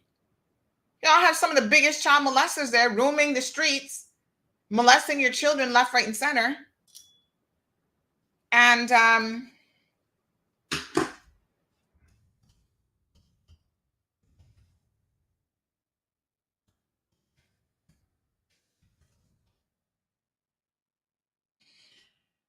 y'all not talking about that level of corruption. Y'all not talking about how you're literally feeding your children to the wolves. Yes, there's a lot of foolishness that goes on in Cayman Brac. A lot of prejudices. Some of y'all Brackers believe you're white and you don't want to give brown-skinned people a glass of water. You gave it a plastic glass so you can throw it out afterwards. Oh, there's a lot going on in the Brac that we could be talking about. Lots of social ills, lots of discrimination, lots of issues. But you want to talk about this one? Well, we're going to have a guest here in the studio in just a second, who is going to tell us all about it. What a mix-up situation. Let's see some of your comments. Good morning to Mary.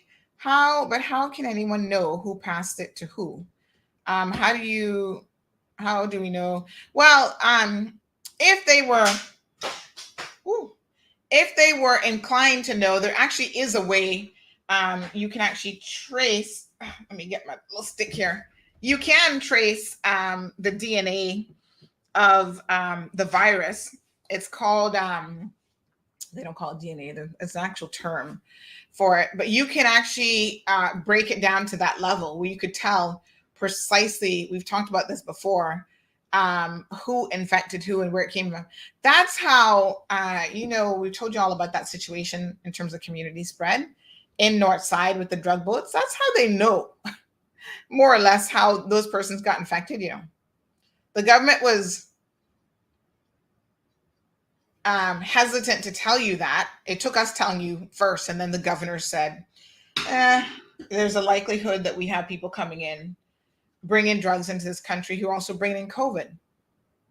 When I told you all that, I told you that because I had it from a very reliable medical source. That's exactly what was happening. So they can actually trace who infects whom. Most of the time, they don't bother to do it because we're at the point where it's like, does it really matter? Remember when Phaedra's family was blaming that girl for giving her COVID? If they really wanted to find out, they could have found out. They could have found out what strain she had, and they could compare the markers of her infection versus Phaedra's infection. They would know if she was actually the person who infected Phaedra. And that's how sometimes they actually, when they're contact tracing, they know who's infecting who. And, the son infected the mother, who then infected the helper. They can tell you that because they actually do know. Most cases, they don't really care.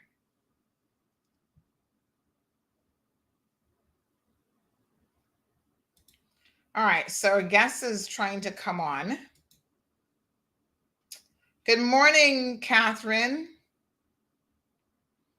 No one, I don't think anyone in the Brac has done that.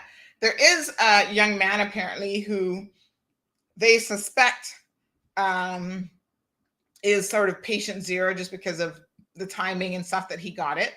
But again, they can't say with any degree of certainty. That's why our article never really focused on who was the infecting individual. It just focused on the fact that the event turned out to be a super spreader event because whoever was there that had it, whether it was one person or multiple persons, now had potentially infected up to 60 persons.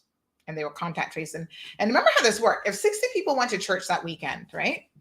It's not just those people who went to church, but it's everybody connected to them. So remember the little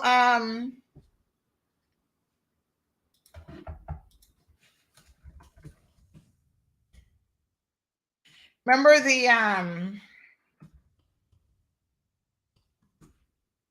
yes, okay, he's trying to get on.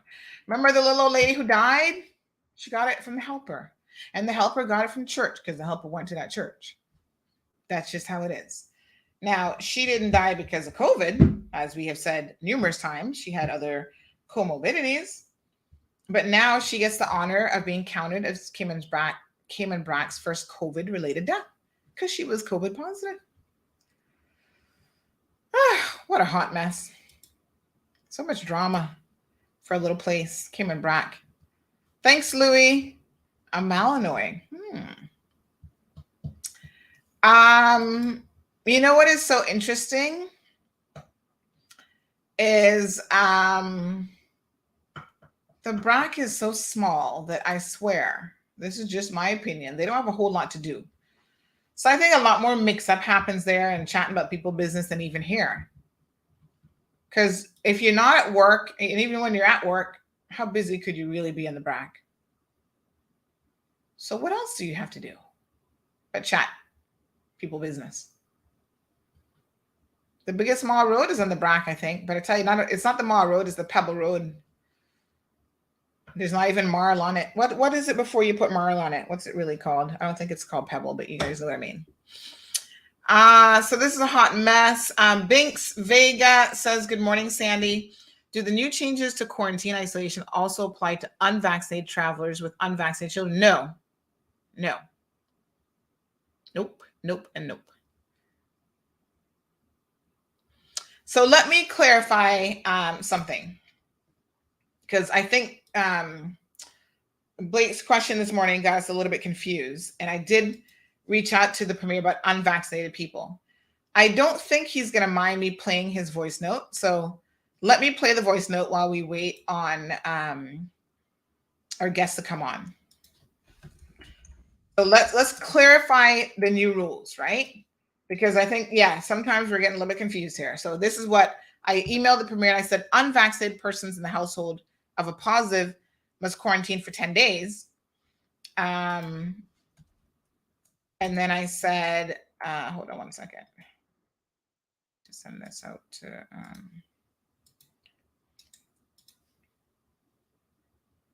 try to get our guests sorted out here. Okay. And then I said, this contradicts what was said last week about testing and going about your business as normal. And so this is what the Premier replied and said, and I must say, I appreciate him.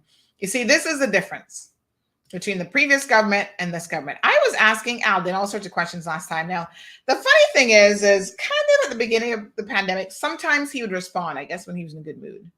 And then other times he wouldn't. And then he went to complete radio silence, where he would read the message and not respond at all, which was typical of him.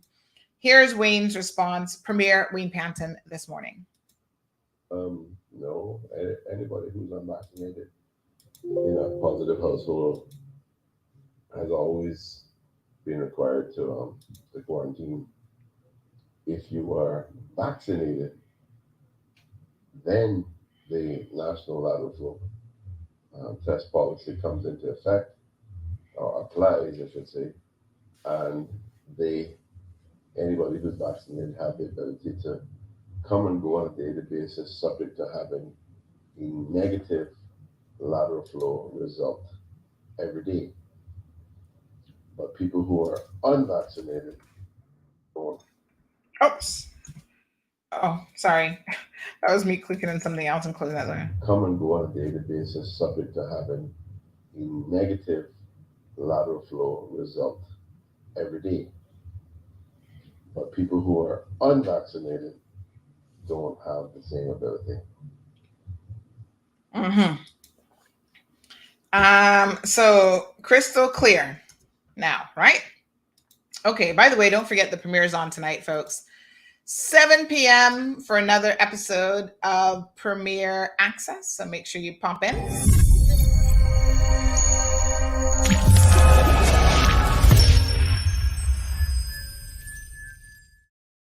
The Cold Hard Truth now has your Premier Access with Premier Panton. Hello everyone, this is Wayne Panton. Come and join me on Cayman Brac Premier Access every other Wednesday at 7 p.m. for a frank and open Q&A session. I'm here to answer your questions about the issues that concern you the most. Tune into YouTube and Facebook Live on Wednesday. We will see you there. Full transparency, answering your questions, down to earth, accountable, and accessible to who matters. You. Don't miss Premier Access on the Cold Hard Truth, spilling the tea like no one else.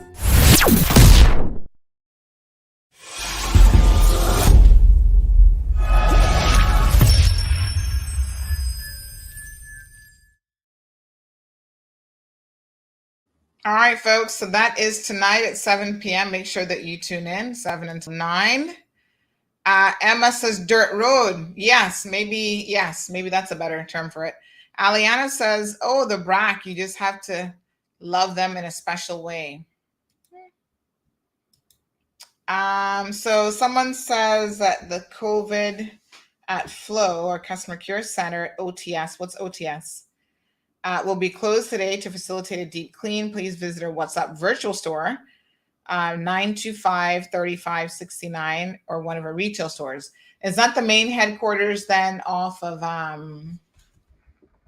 what's it called? Shedden Road? I think so. My dear child, that's going to be what it is. Here's some other comments. Someone's asking if the dentist ever practiced here. Has something to do with the clinic here, or do I have this wrong? I never got any confirmation that he did. Someone also made the comment, "Night the nurses and doctors and cleaning staff at these hospitals award the EMS, fire, and police. They're the ones going eyeball to eyeball with the virus." Touche. And then it says, "Funerals, here is a hug for your comfort and some COVID for your family."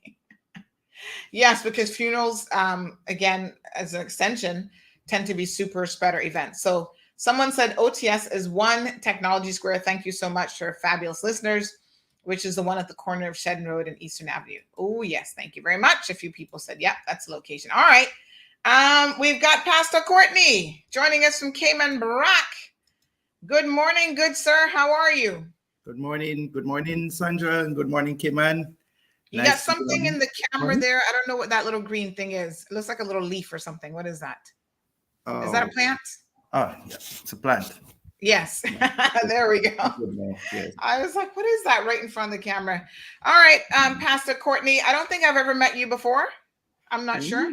No, we haven't met. We don't really, we have never had close interactions, but of course, maybe in the stores. The last time I crossed paths with you, I think it was in Causules, sometimes last year. And okay. At the office depot. Yeah. So you see it's me a whole from a different distance. Yes, definitely. Right. All right. Well, nice to meet you, sir. Nice to meet you. Thank you. Same here. Same here. So I'm sure we could be meeting under better circumstances, but hey, it is what it is. We understand. I was trying to explain we were reading the post online. I was trying to explain to some of our viewers here what's going on the dirt road. We call it the dirt road in Cayman Brac because it's not the mall road. Well, I mean, whatever adjectives may, suit a particular situation, I mean, we understand what we're speaking to as long as you get the answer. So you contacted me last night. So let's just put this in context for everyone. So you and I had been in contact in relation to the original story about the church event and absolutely. The contact tracing. There were some corrections made to the story. Some things were fixed. And then you reached out again last night to say that there was this post up on Facebook that you'd become aware of. And you might have thought that somehow it was connected to CMR. Yes, that's facts. Yeah. I as I stated last week when I contacted you, I know that for media, it's to make the news, and sometimes you will not always get the facts, because it don't mean that you have to care about getting the facts always, but we understand that you're making the news and situation may be there, and the best thing to do is a person just control and consuming all the false information. If someone could be civil enough, because for a community it is always best to give clarity so that everyone understand that no one is malicious, and while you're a victim of a certain situation, it may seem like you have committed the hack. So that's why I think clarity is good. Okay, I'm getting a little feedback on my end. Sounds like it might be okay now, but okay. So I quickly clarified with you last night that I'm happy to take responsibility for what I do or what happens on CMR and our platform, right? Even if it's another writer, I'm like, listen, we will fix it, we'll correct it, it's not a problem. But I can't take responsibility for other people. And I certainly can't take responsibility for other people. I'm just going to bring this back up here, who are actually hiding behind a page, who don't even they don't even have the decency to put up their name. So a lot of people who is CI violator of the laws? Well, I happen to know that CI violator of the laws is Carrie. And, Carrie has had a page before that got shut down because of some legal issues with the Compass and some lawyers and stuff like that. And so that page, which was, I think it was called I Am Caymanian something, something, something, got shut down. And so now she's set up another page, at least one other page that we're aware of. And here we are again, where people are saying, okay, you've gotten the information incorrect.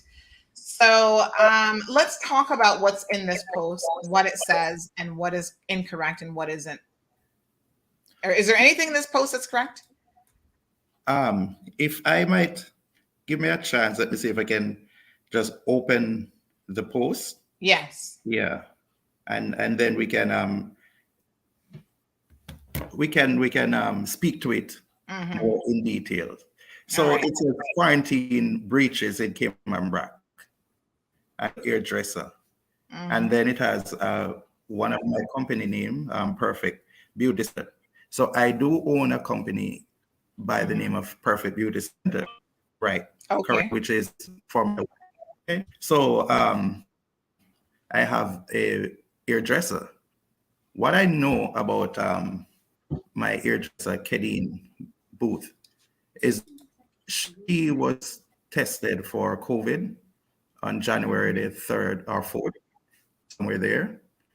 And ever since that day, because she was at work, she went to work and she was feeling ill. So she went to the testing site, her test done, and they said, go home. And for the best part of it, I know that she has been home. And I have no knowledge of her being out at any time. So upon seeing the post, I think that, it would be prudent of me to find out from her, because, it's a small community. And if there is a police officer that stop you, because the next thing, how can a police officer stop me when I'm in quarantine? Obviously, there would be a breach. So she, up until this point, was never stopped or spoken to or been warned at any time about any situation, because she has not left her quarantine location. As of today, she has received her letter yesterday that she's free to go.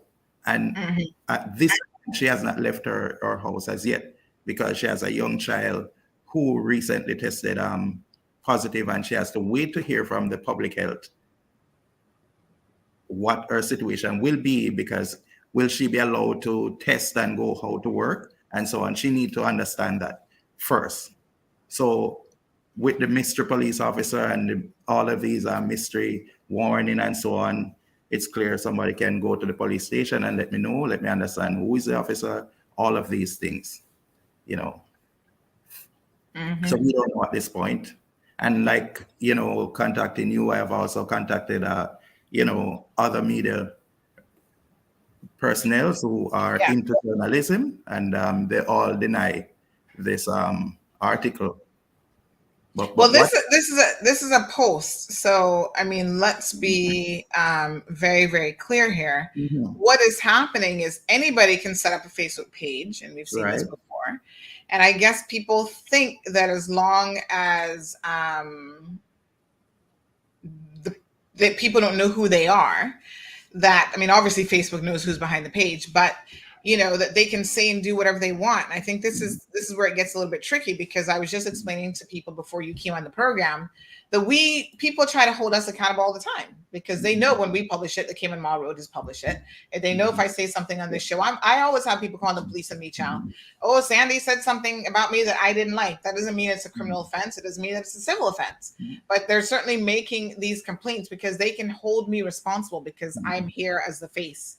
Right? Yeah. If it's on CMR, who owns CMR, when you have these fake accounts set up, or these people set up pages that they don't even want to take any accountability for, it's a little bit dishonest is what it is. Because wouldn't it be nice for you to say with a degree of certainty who CI violators of the law is?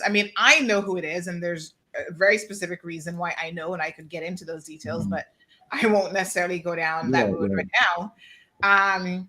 But wouldn't it be nice if you could not have to be calling around people randomly to say, oh, do you own this page? Do you have any affiliation with this page? If you actually knew who it was? Well, it would be quite nice, because what we're looking at, with all the misfortune, and now we are, faced with this pathway to journalism, that in order to get the truth out there, because we want to bring clarity, and when we hear rumors and so on, and persons can be so insidious to set up these things, and they have an intent, to defame someone. And when you have spent your life trying to build and to contribute to your community with all, good intent and so on, and may have a misfortune, because this morning I can say that sometime over the New Year's weekend, I have contracted and tested on the 3rd of January for COVID-19, possible Omicron, I don't know. Immediately when I learned that one person in our congregation tested positive, I ordered a mass testing. Some person would say, don't test, because all you do is show the numbers. But the numbers need to reflect.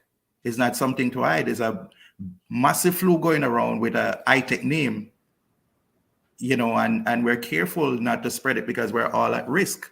So it was a holiday weekend, and before these persons start to go back out in the workplaces, you need to know your status, and where we have charted this relationship over the weekend is that once I approach you and I said that what I've read in the original article, of course, kudos to, going back and adjusting and try to reflect some semblance of the situation, we were able to say, first of all, it was on Facebook about the vaccinated are the ones who are spreading the virus.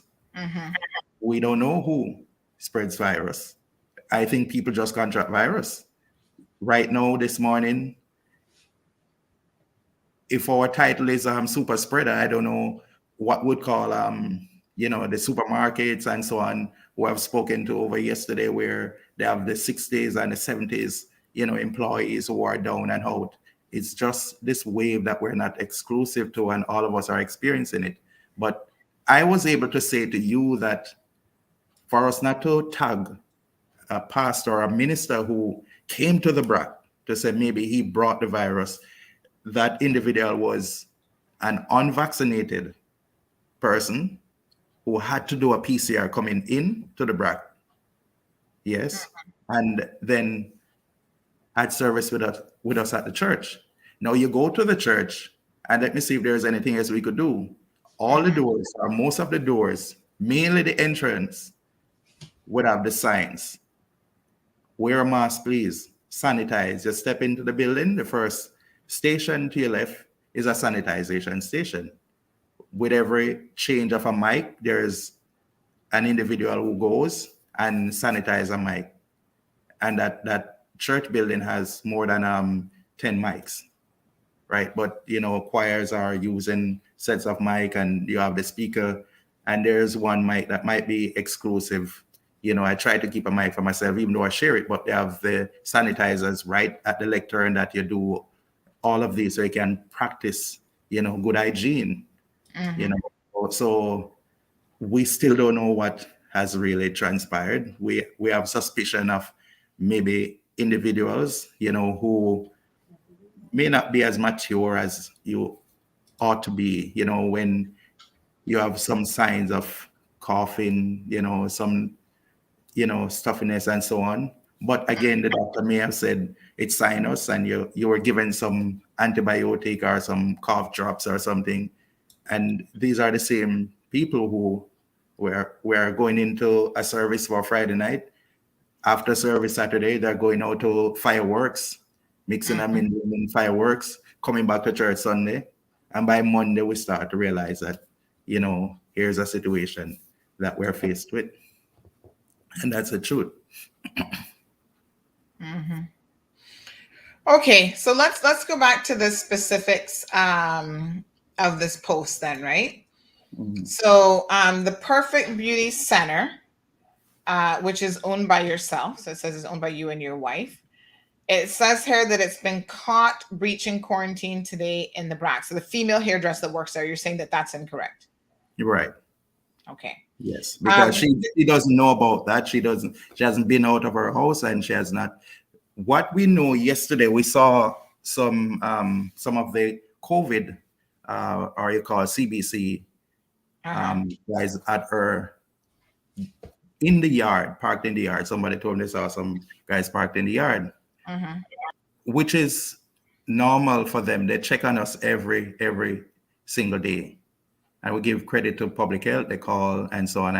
And these CBC guys are they going on the travel time or whatever group, because they have merged and they're doing a lot of work to keep the community safe.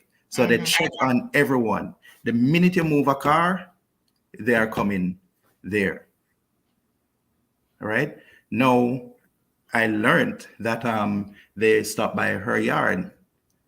And she was in the house, her sister was in the house, and the car, whoever was driving the car, which the car belonged to her, it belongs to her as well, her husband living there. No, I don't know who was driving the car, but apparently the CBC or travel time guys had some conversation with these men, and they also asked, where are the female occupants of this premises, which they were all inside. Yeah, and it's their job to always check and to clarify. And it was just shocking for her in the night when someone sent her this post. Yeah. Ever since January 3rd, the barber has been at the shop. He goes there and he just sits on the outside. This girl doesn't do mobile. You don't do mobile. So this is a fact that she has not been to the shop, has no need to go there because there's no client going there because they already labeled a libelous, for super spreader, and said she is a member of the church as well. Yeah, so if the police could come on and give clarity and let's find out who is the police lady. That's also a mystery as well, because she has, and in fact, the car that stopped by the house yesterday, there was no female in that vehicle either. Interesting. All right, so you say that that's completely false. All right. So all this stuff about she was even seen at unit number 3 Catboat Plaza last night, removing hair products to take on her mobile excursions. Do you offer mobile hairdressing service through the salon? No, we don't. So if there's any mobile client or so on, they could call. They could, just like over, and she has no mobile. She works at a shop. She has a shop and she works at the shop. All right. There are other female on island that does mobile, and we'll see mobile persons comes up from Grand Cayman and so on. We don't know where the cross up happened. Yeah. But just that something is really, really wrong about all of this. This article. Okay. Post. So it goes on to assert that the police were soft with her because they're Jamaican police officers, and I'm assuming that the hairdresser is Jamaican as well. But you're saying that it never happened. So it never happens. I don't even know. I wouldn't even know which police officer, but I mean the station is not far from us. I work in State Bay, and it's not like I'm on here assuming. I'm here to say that she has not had a conversation with. It's not like you encountered an officer who came and said, "Oh, you have violated the traffic law, and your warning is thus, for prosecution. We're warning you here." This is totally unheard of. right. We have some comments here. So Louise says, words of wisdom. You can have something you never had by doing something you never did before. Give it a thought. Okay, Louis, that's a deep thought. We'll think about that afterwards. Velarde Bullet says, good morning, ma'am and sir. Good morning, Kurt. Sounds like someone have a side hustle a little bit, says Jonathan. Do you think that maybe your lady there is doing stuff on the side? Is there any indication that there could be some concerns about her moonlighting and doing mobile service, and maybe you don't know about it? Well, I wouldn't know why she would want to moonlight, because I can tell you, this girl, she came on the island a couple of years ago, and the person who brought her on here treated her like, I don't even want to use the words that would suit to describe the way that the former employer treated her. Mm-hmm. So they dumped her over a Christmas period and with no time in her book. And someone came and asked me, would you be able to help her? I am personally not into beautification and cosmetologies and all of this.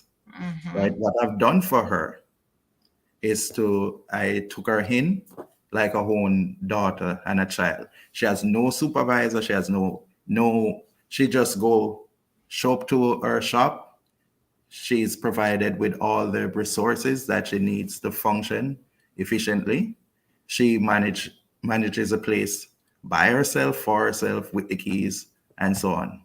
Mm-hmm. Personally, on my end, all I know that we do, we keep up with the rent and everything. So it's not like she has to go out and to hustle and to do anything.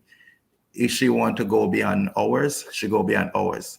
If there's a client that said today is a public holiday and I would like to come in today, or I'm flying over from Little Cayman, hey, she has the keys. She just go in and she just do what she has to do. Over that period of time, she had felt, like a family. The way we have treated her, and she gravitated to the church, and God saved to change her life and start on a new page. So this is when, at best, she's trying to be honest, and she's very diligent with everything that she does. So I wouldn't see no reason for her to want to moonlight. Mm-hmm. And guess what? The house where she lives is in Cotton Tree Bay, in the hope and no one can go east or west without look in the yard. So you can tell if there's a vehicle there or a vehicle has moved from that location. Mm-hmm. All right. Well, I got a question for you for an audience member who's listening in WhatsApp. So they said, I hear from someone that was at the church service that as soon as the pastor got to the platform, he said, if you have the faith, take off your mask. If you have the faith, remove your mask. Mm-hmm. If you believe in God, take off your mask. And everyone did. So before you answer that specific question, there seems to be some commentary in the community that there's certain churches that advocate not getting vaccinated. There's certain churches that advocate not social distancing, not wearing of the mask. That people have this absolute faith, I should say, that you can do whatever you want and God will not, there will be no consequences because you have faith. Does your church operate on that basis? Do you personally believe that? And have you ever said to people when you go to a church service that if you have faith, to remove your mask? I have never said that. And personally, I am vaccinated. My entire household is vaccinated. Mm-hmm. I'm not saying that everyone in our church is vaccinated, right? Now, we're on the United Pentecostal Church in Grand Cayman, All Nations. And my pastor is Bishop Clark, right? And many things may have been said. When you're preaching and you're exercising your faith, and you may have, because the truth of the matter, God protects and God keeps and God covers. No, we're in a situation where we have to balance our daily lives according to the protocol of the land, because the land called for us to obey the law of the land. So if someone who may get up in a public platform and say, if you have the faith, take off your mask, that would not be me. And I am here to say, on the record, I have members from our Brac congregation who have called me to say, Pastor, I'm very, very glad that you were not, because we asked the question, should we vaccinate or should we not? Okay. Now, I know that if you are here, maybe there may be some Caymanians who can remain here and choose not to vaccinate. But especially for work permit holders and so on, you know the situation that your permit is not even going to be considered. And our church is predominantly only few Caymanians, few of us, and some other few indigenous Caymanians who are there. But the majority of the congregants are expats who, just for the sake of work permit, has to take the vaccine. And that's why, to observe the protocols, you go to the door, and the first thing we do with the community, make sure that the signs are there. Make sure that you sanitize. Now, in the interim, or while service is being held, you look around and you see many persons sometimes will pull the mask, and for different reasons, and it's not exclusive to us, and you would say to an individual, why take off your mask? And we have police officers in our circle that I can tell you that I have seen gone over to individuals who have walked into the building without a mask and said, put on your mask. And sometimes they felt like, I shouldn't be wearing the mask, and they have it sticking at their ears or something like that. But we have done everything possible that we could do, in order to protect ourselves and the members. And we're giving God thanks that we are all, well, not all, there are some persons who are still under quarantine, but the majority of the members are out. No one got really, really sick to where they had to be hospitalized. And again, the vaccine, was considered, and they took the vaccine. And today we're saying that we give God thanks for that. Those who did not take the vaccine, they have to do 14 days quarantine. We who took the vaccine, I'd rather not to say something that I cannot back by the word than to say it and cannot defend it. Okay. So that comment, that quote, is being falsely attributed to you, and you are encouraging people to do the responsible thing and get vaccinated. Yes. Okay. All right. Well, hopefully that is useful to the individuals who have who've asked that question. And Pastor, is there anything else that you would like to say to the people of the Cayman Islands and people of Cayman Brac who are listening to the program today? Yeah, well. Oh, sorry. This person's saying that, is he the preacher that came from Cayman? No, he's on the Brac. This is Pastor Courtney on the Brac. But have you ever been in the presence of another preacher that has come over from Grand Cayman who said that in your church? I cannot always remember every single thing that was said. And I know many different times I hear different preachers assert to, well, the Lord will protect you.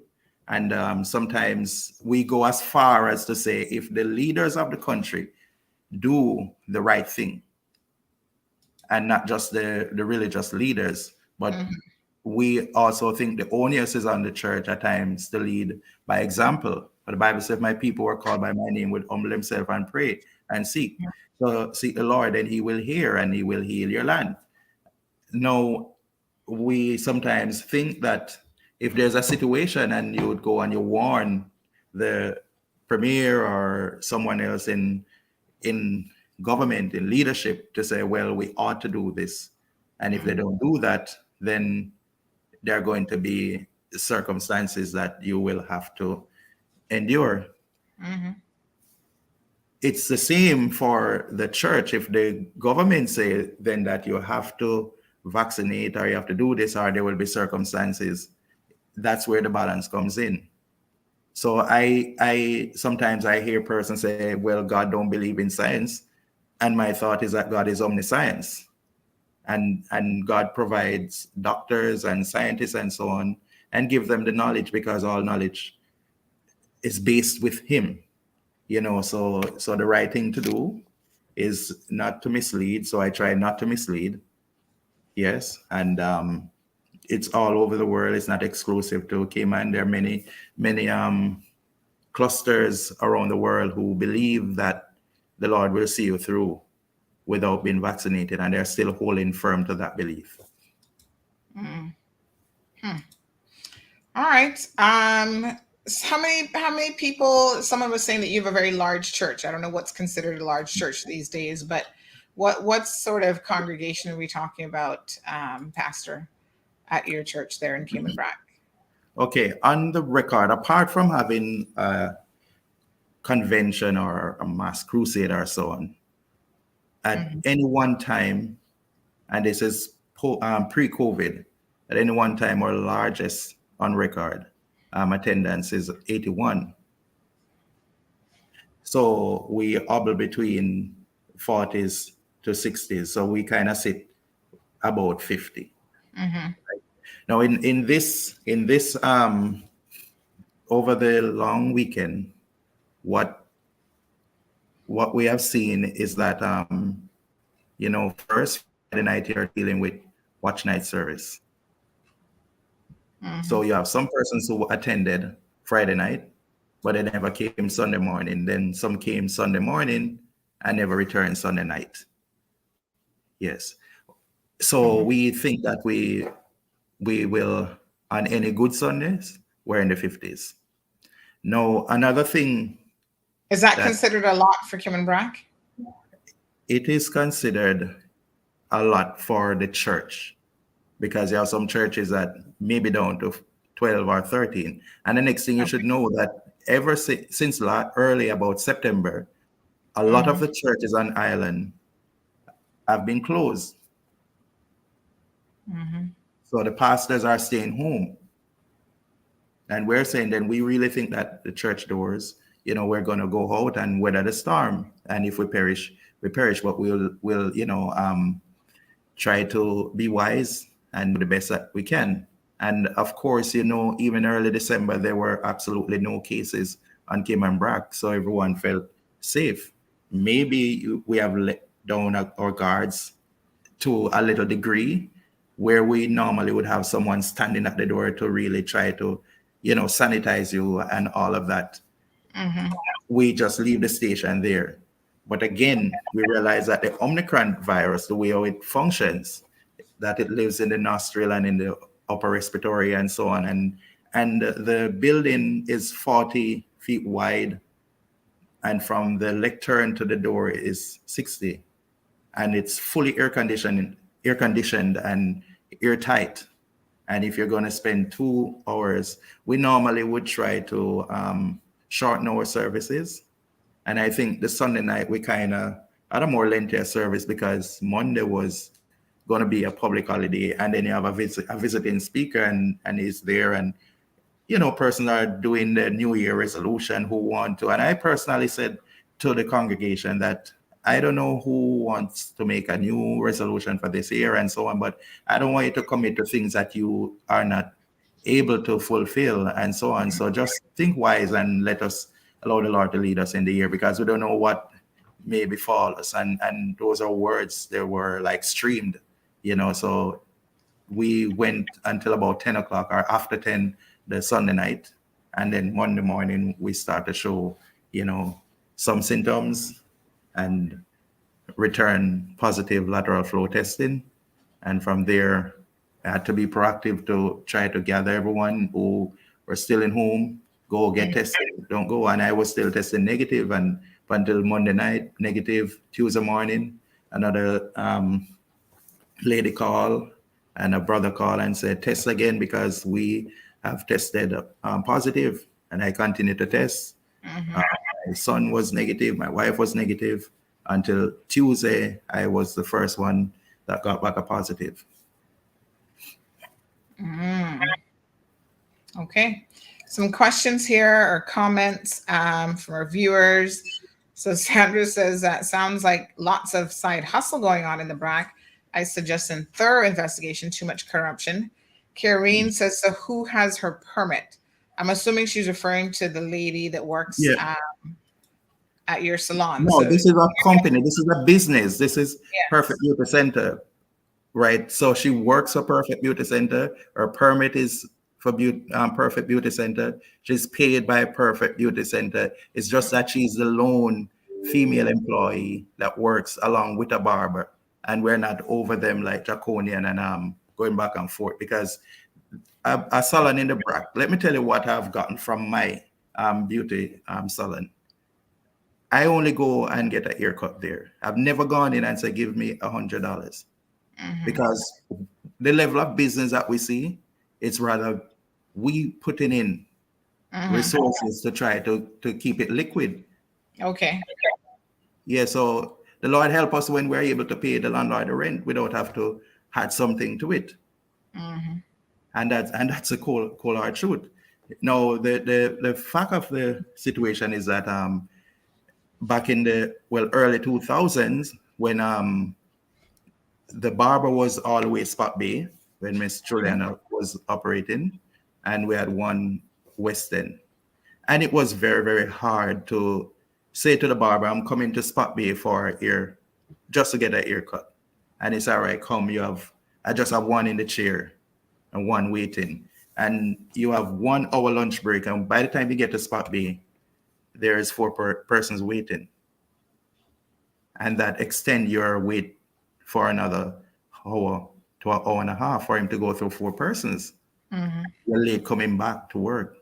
So eventually, with that plaza sat there, no tenant in it for the longest while. At one point in time, Mr. Martin had his shop there, and we rented that space and equipped the space, and it stayed there. We had a barber that was doing reasonably well, and he said to me then he wanted to do something else with his life. He is now married, his wife is a nurse, and he has 2 kids, and he need to spend more time. He need this time to be more flexible. And so if I would just allow him to, if I would accept his resignation, and I said, no problem. And from there he went on, but shortly after, because we never replaced the barber, he came back and he said, well, someone is going to help him to take out a permit so he can fill the slot, because his clients are calling. And from there he went into a mobile operation. And this girl has been there throughout this time. So basically, we made sure that everyone, the statutory part of it is covered. All pension, when pension is to be paid, or insurance is to be paid. So basically, the bottom line, and you try to see what comes from there. But there's nothing to write home about making profit and, having disposable income from a business like that. It's just the climate of business in Cayman Brac. It's normally a fool or someone who's too wealthy goes into business and stay into business in Cayman Brac. Yeah, well, we've seen that a lot. All right, well, hopefully that clarifies the position for people. Jess says, Evelyn says, the good God gives you wisdom, but a lot of people don't understand how to use it. Jess says, open up the windows and let that fresh Cayman Brac air blow through the church. When you have church, do you open the windows? I'm curious. No, okay. So you know that structures you can't. We were labeled at one point as noisy, and the truth is that we have musical instrument that to enhance worship and everything like that. So it's quite charismatic, and so you try to control the decibel for a keyboard or a drum and so on, and a person is within 100 feet and so on. You don't want to disturb that person. So that's why, or your neighbors. So before, when we only had a tent, before we built the building, it was the talk of the town about the noise. So now that we have the building the way that it is now, we take advantage of keeping the windows and doors closed. Yes. One for the noise element of it. So we will not be accused of, of being a public disturbance. But where we are now, we might have to look at how we go back and what we do. Of course, we called in a company yesterday to go in and to sanitize the entire building, and we'll go through all the air conditioning system. We know that Omicron is not around after 5 days on the surface of any space inside the building. That's what the science says. So we're working with the science. So we went out, we got a company to come in, contracted a company to sanitize the building itself. And if we have to go back, keep the windows open more so that we can take advantage of the fresh air that God gives us. I mean, if that's what we have to do, we have to do. But we try our best to have church and try to be wise with everything that we do. Mm-hmm. All right, my dear. Thank you so much. We appreciate you coming on and at least, giving us some degree of information. Karen says, if it's profitable, that's why everyone ventures into business. I think people venture into business not necessarily always knowing what to expect. It's one thing to look in from the outside, but I can tell you that there are a lot of businesses that are not profitable. People still maintain them. I mean, people, do it for different reasons. But I could say to Karen that, business is risk and opportunity, and where there's an opportunity, there's still risk. So, and you try sometimes to mitigate, so that it don't really impact you that hard. And at some point in times, you might have to just draw the line and say we cannot further do. But I really hate it when I have to go around and wait. And if I don't have a barber now, I call my former barber. He comes and he finds me wherever I'm at and cut my hair and everything like that. And we're just good like that. I'm in quarantine. He's calling me to say, bro, be strong. The Lord is with you. So we're here to say that, Sandra, if you want to reach myself, I have asked Bishop Clark in Grand Cayman. Sometimes in church we have faith and we exercise faith, but where the PR is concerned for the church and so on, we don't really see anyone going out on the front to say, look, this is a situation, So while everyone, is they're speculating and so on because there's no clarity, someone need to come up front. And I'm saying from Grand Cayman, we are here under Grand Cayman, right? Because we're not independent. Even if we try to operate separately, the headquarters is in Grand Cayman. But this church in Cayman Brac was built by the community, and we say for the community, right? We don't take from the church, we give to the church. I have been spearheading this ministry here on the Brac, and many times person have approached me and say, you're a pastor and you have a full-time job and things like that. You need to give up one of them. So I'm like, which one should I give up? My daily cycle is to get up, get with my workmen, those who are out there, in my personal business. Then I go to my day job and work at 7:30 thereabout. Then on the Monday nights, I'm going back to church for young convert service. Tuesday night, I'm going back for a youth service. Thursday, I'm going for Bible. I'm back Sunday morning, I'm back Sunday night, right? I am funding myself. I'm funding all my resources, my materials for ministry. For what? Just to try to give back to the community. We don't get paid. We're not paid. So if I just give up the church and say I am not the pastor, I don't have anything to lose in terms of income or anything like that, because it's not income based. And this building that we have built, there's no lien from the bank, there's no mortgage on it. It's just basically we going out there having food sales, and Grand Cayman Church sometimes will send men over, so that's the kind of synergy that we have used to really, get this church structured here. And we are, as the members, the choir members, the musicians, all of us are just going there, and we pay our tithes like everyone else. We pay our offering like everyone else. We use our offering to run the daily operation, keep the buses going, and to pay the utility bills.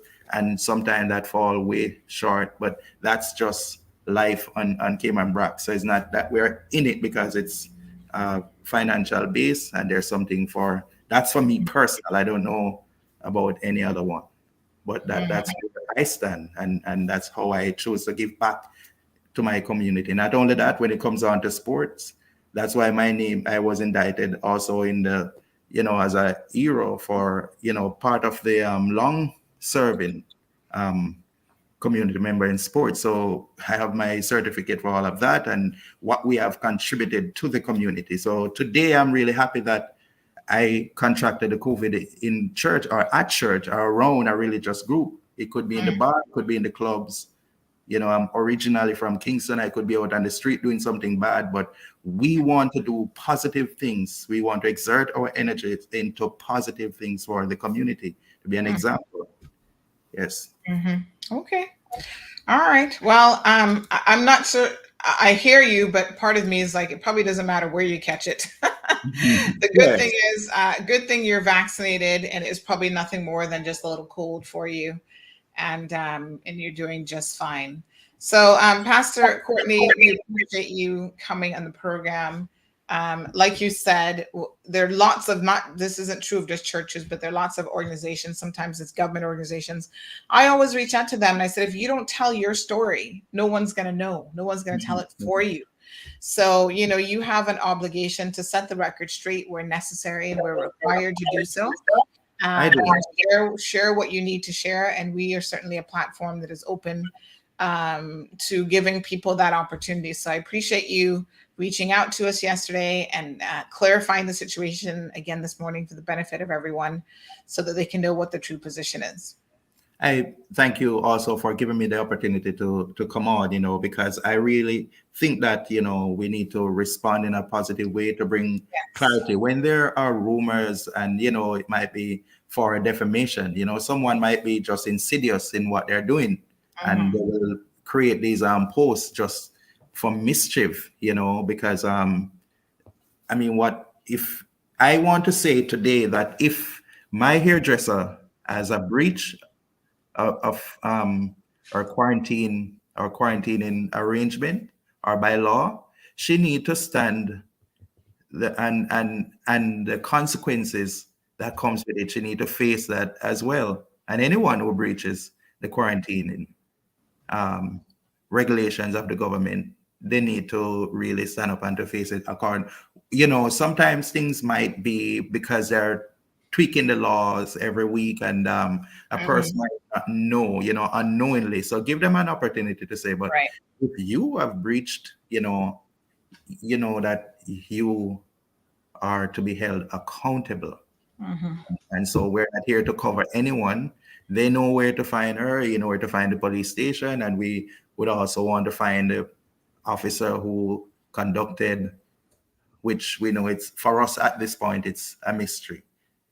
Right. Yeah, so again, there you have it, and it has been a pleasure just to come. And as I've said to you, if there is something going, and you have my number as well. Don't be afraid to reach out. I will not shy away, because at the end of the day, I am here just as a person, and I have to serve the community and to serve the church. Person might look at her as an employee, and they're gonna go to the full extent to stir who is the owner of the business, what is the name of the business, what he does, he's a notary public, he's this and he's that, and so on, and all of that has some meaning behind it, with including all of this information. Trust me, it's not to promote. I think it's more insidious than anything else, but we're here to bring clarity to it. Appreciate it. All right, my dear, have a wonderful day. Say hi to everyone on the Brac for us. Yes, definitely, I will. And you too, and to Cayman and the listening public, you have a wonderful and a blessed day today. All right, my dear, thank you so much. All right, folks, that was Pastor Courtney Morrison from Cayman Brac, setting the record straight. He's saying there's a bit of misinformation out there in the public, and he wants to just ensure that everyone gets it right and that we know what's going on. So we appreciate him coming on. Thank you all very much for sticking with us. I know that we went a little bit into overtime. My apologies for that, but it was an important topic that we wanted to get covered. Now, you guys don't forget that this evening at 7 o'clock, the premiere is coming on for Premiere Access, 7 to 9. Have your questions ready, and he'll be in studio joining us in our virtual studio. You guys know how we do it. I don't have to be sitting next to him. Thank the Lord. I have to sit next to anybody to pull this show off. I'm super excited that we're going to be coming to the airwaves, hopefully another month or so. So stay tuned for that as well. And we will do the evening show on the airwaves as well. I kind of made a decision to ensure that, especially with the Premiere Access segment, that gets some coverage so that everyone can hear, what's going on in the country, and people will be able to call in and ask their questions of the premiere right here in the program. Good people. We talked a little bit about confirmation bias this morning, how you're getting your information, where you're getting it. All I can tell you is try to be a person of a discerning spirit. Know where information is coming from. Ask questions. We appreciate the pastor coming on. Some of you still had your doubts and you wanted to ask questions of him. It is what it is. At the end of the day, folks, he answered your questions. You don't have to like the answer, but he answered your question. And so we certainly thank him for that, because there's a lot that should be said for someone who's willing to sit down and even be asked the question, because people running from the truth. People run from the cold, hard truth, and the way in which they run from the cold, hard truth, people, is they don't even show up to the table. They don't even want to hear the question. They don't want to be, put to the test. So I really applaud anyone who's willing to do that much. On tomorrow's program, don't miss it. We've got Kathy Ann Wilkes, who's going to be joining us on tomorrow's show to talk about what she's got coming up. She's got a public meeting that's going to be coming up here shortly. It is actually on the 26th of January. So hear her come on tomorrow. Normally we do Impact Wednesdays, but it's still the beginning of the year and they're getting into the flow of things now. So Kathy will join us tomorrow, because I think she's in the LA today as part of the Public Accounts Committee. So she was unable to make it today. So we'll switch Impact Wednesdays to Impact Thursdays. And she'll be in the studio tomorrow to talk with us and let us know what's been going on in West Bay Central, and also what she's going to have coming up for her upcoming meeting as well next week. Thank you, beautiful folks. Have a wonderful day. It is Wednesday, January the 19th. We'll have our usual CMR daily news brief this evening with Misha. Please tune in for that. We aim to get it up at 9 o'clock, but I got to be honest with you, we've been a little bit late, having some tech issues. And man, let me tell you, it takes a lot you might only look at it as, it's only 8 minutes of news, but it takes a lot of takes sometimes to get certain things right. So thank you so much, Misha, for all of the hard work that you have been putting into that. Really appreciate it. I know the hard work that's going into it and what's happening in the background. And I really hope that you guys appreciate and love it as well. Thank you for tuning in to another edition of The Cold Hard Truth. Make sure to check Facebook for showtimes and more information and the latest news at CaymanMarlRoad.com. Subscribe to our IG and Facebook pages to get the latest happenings.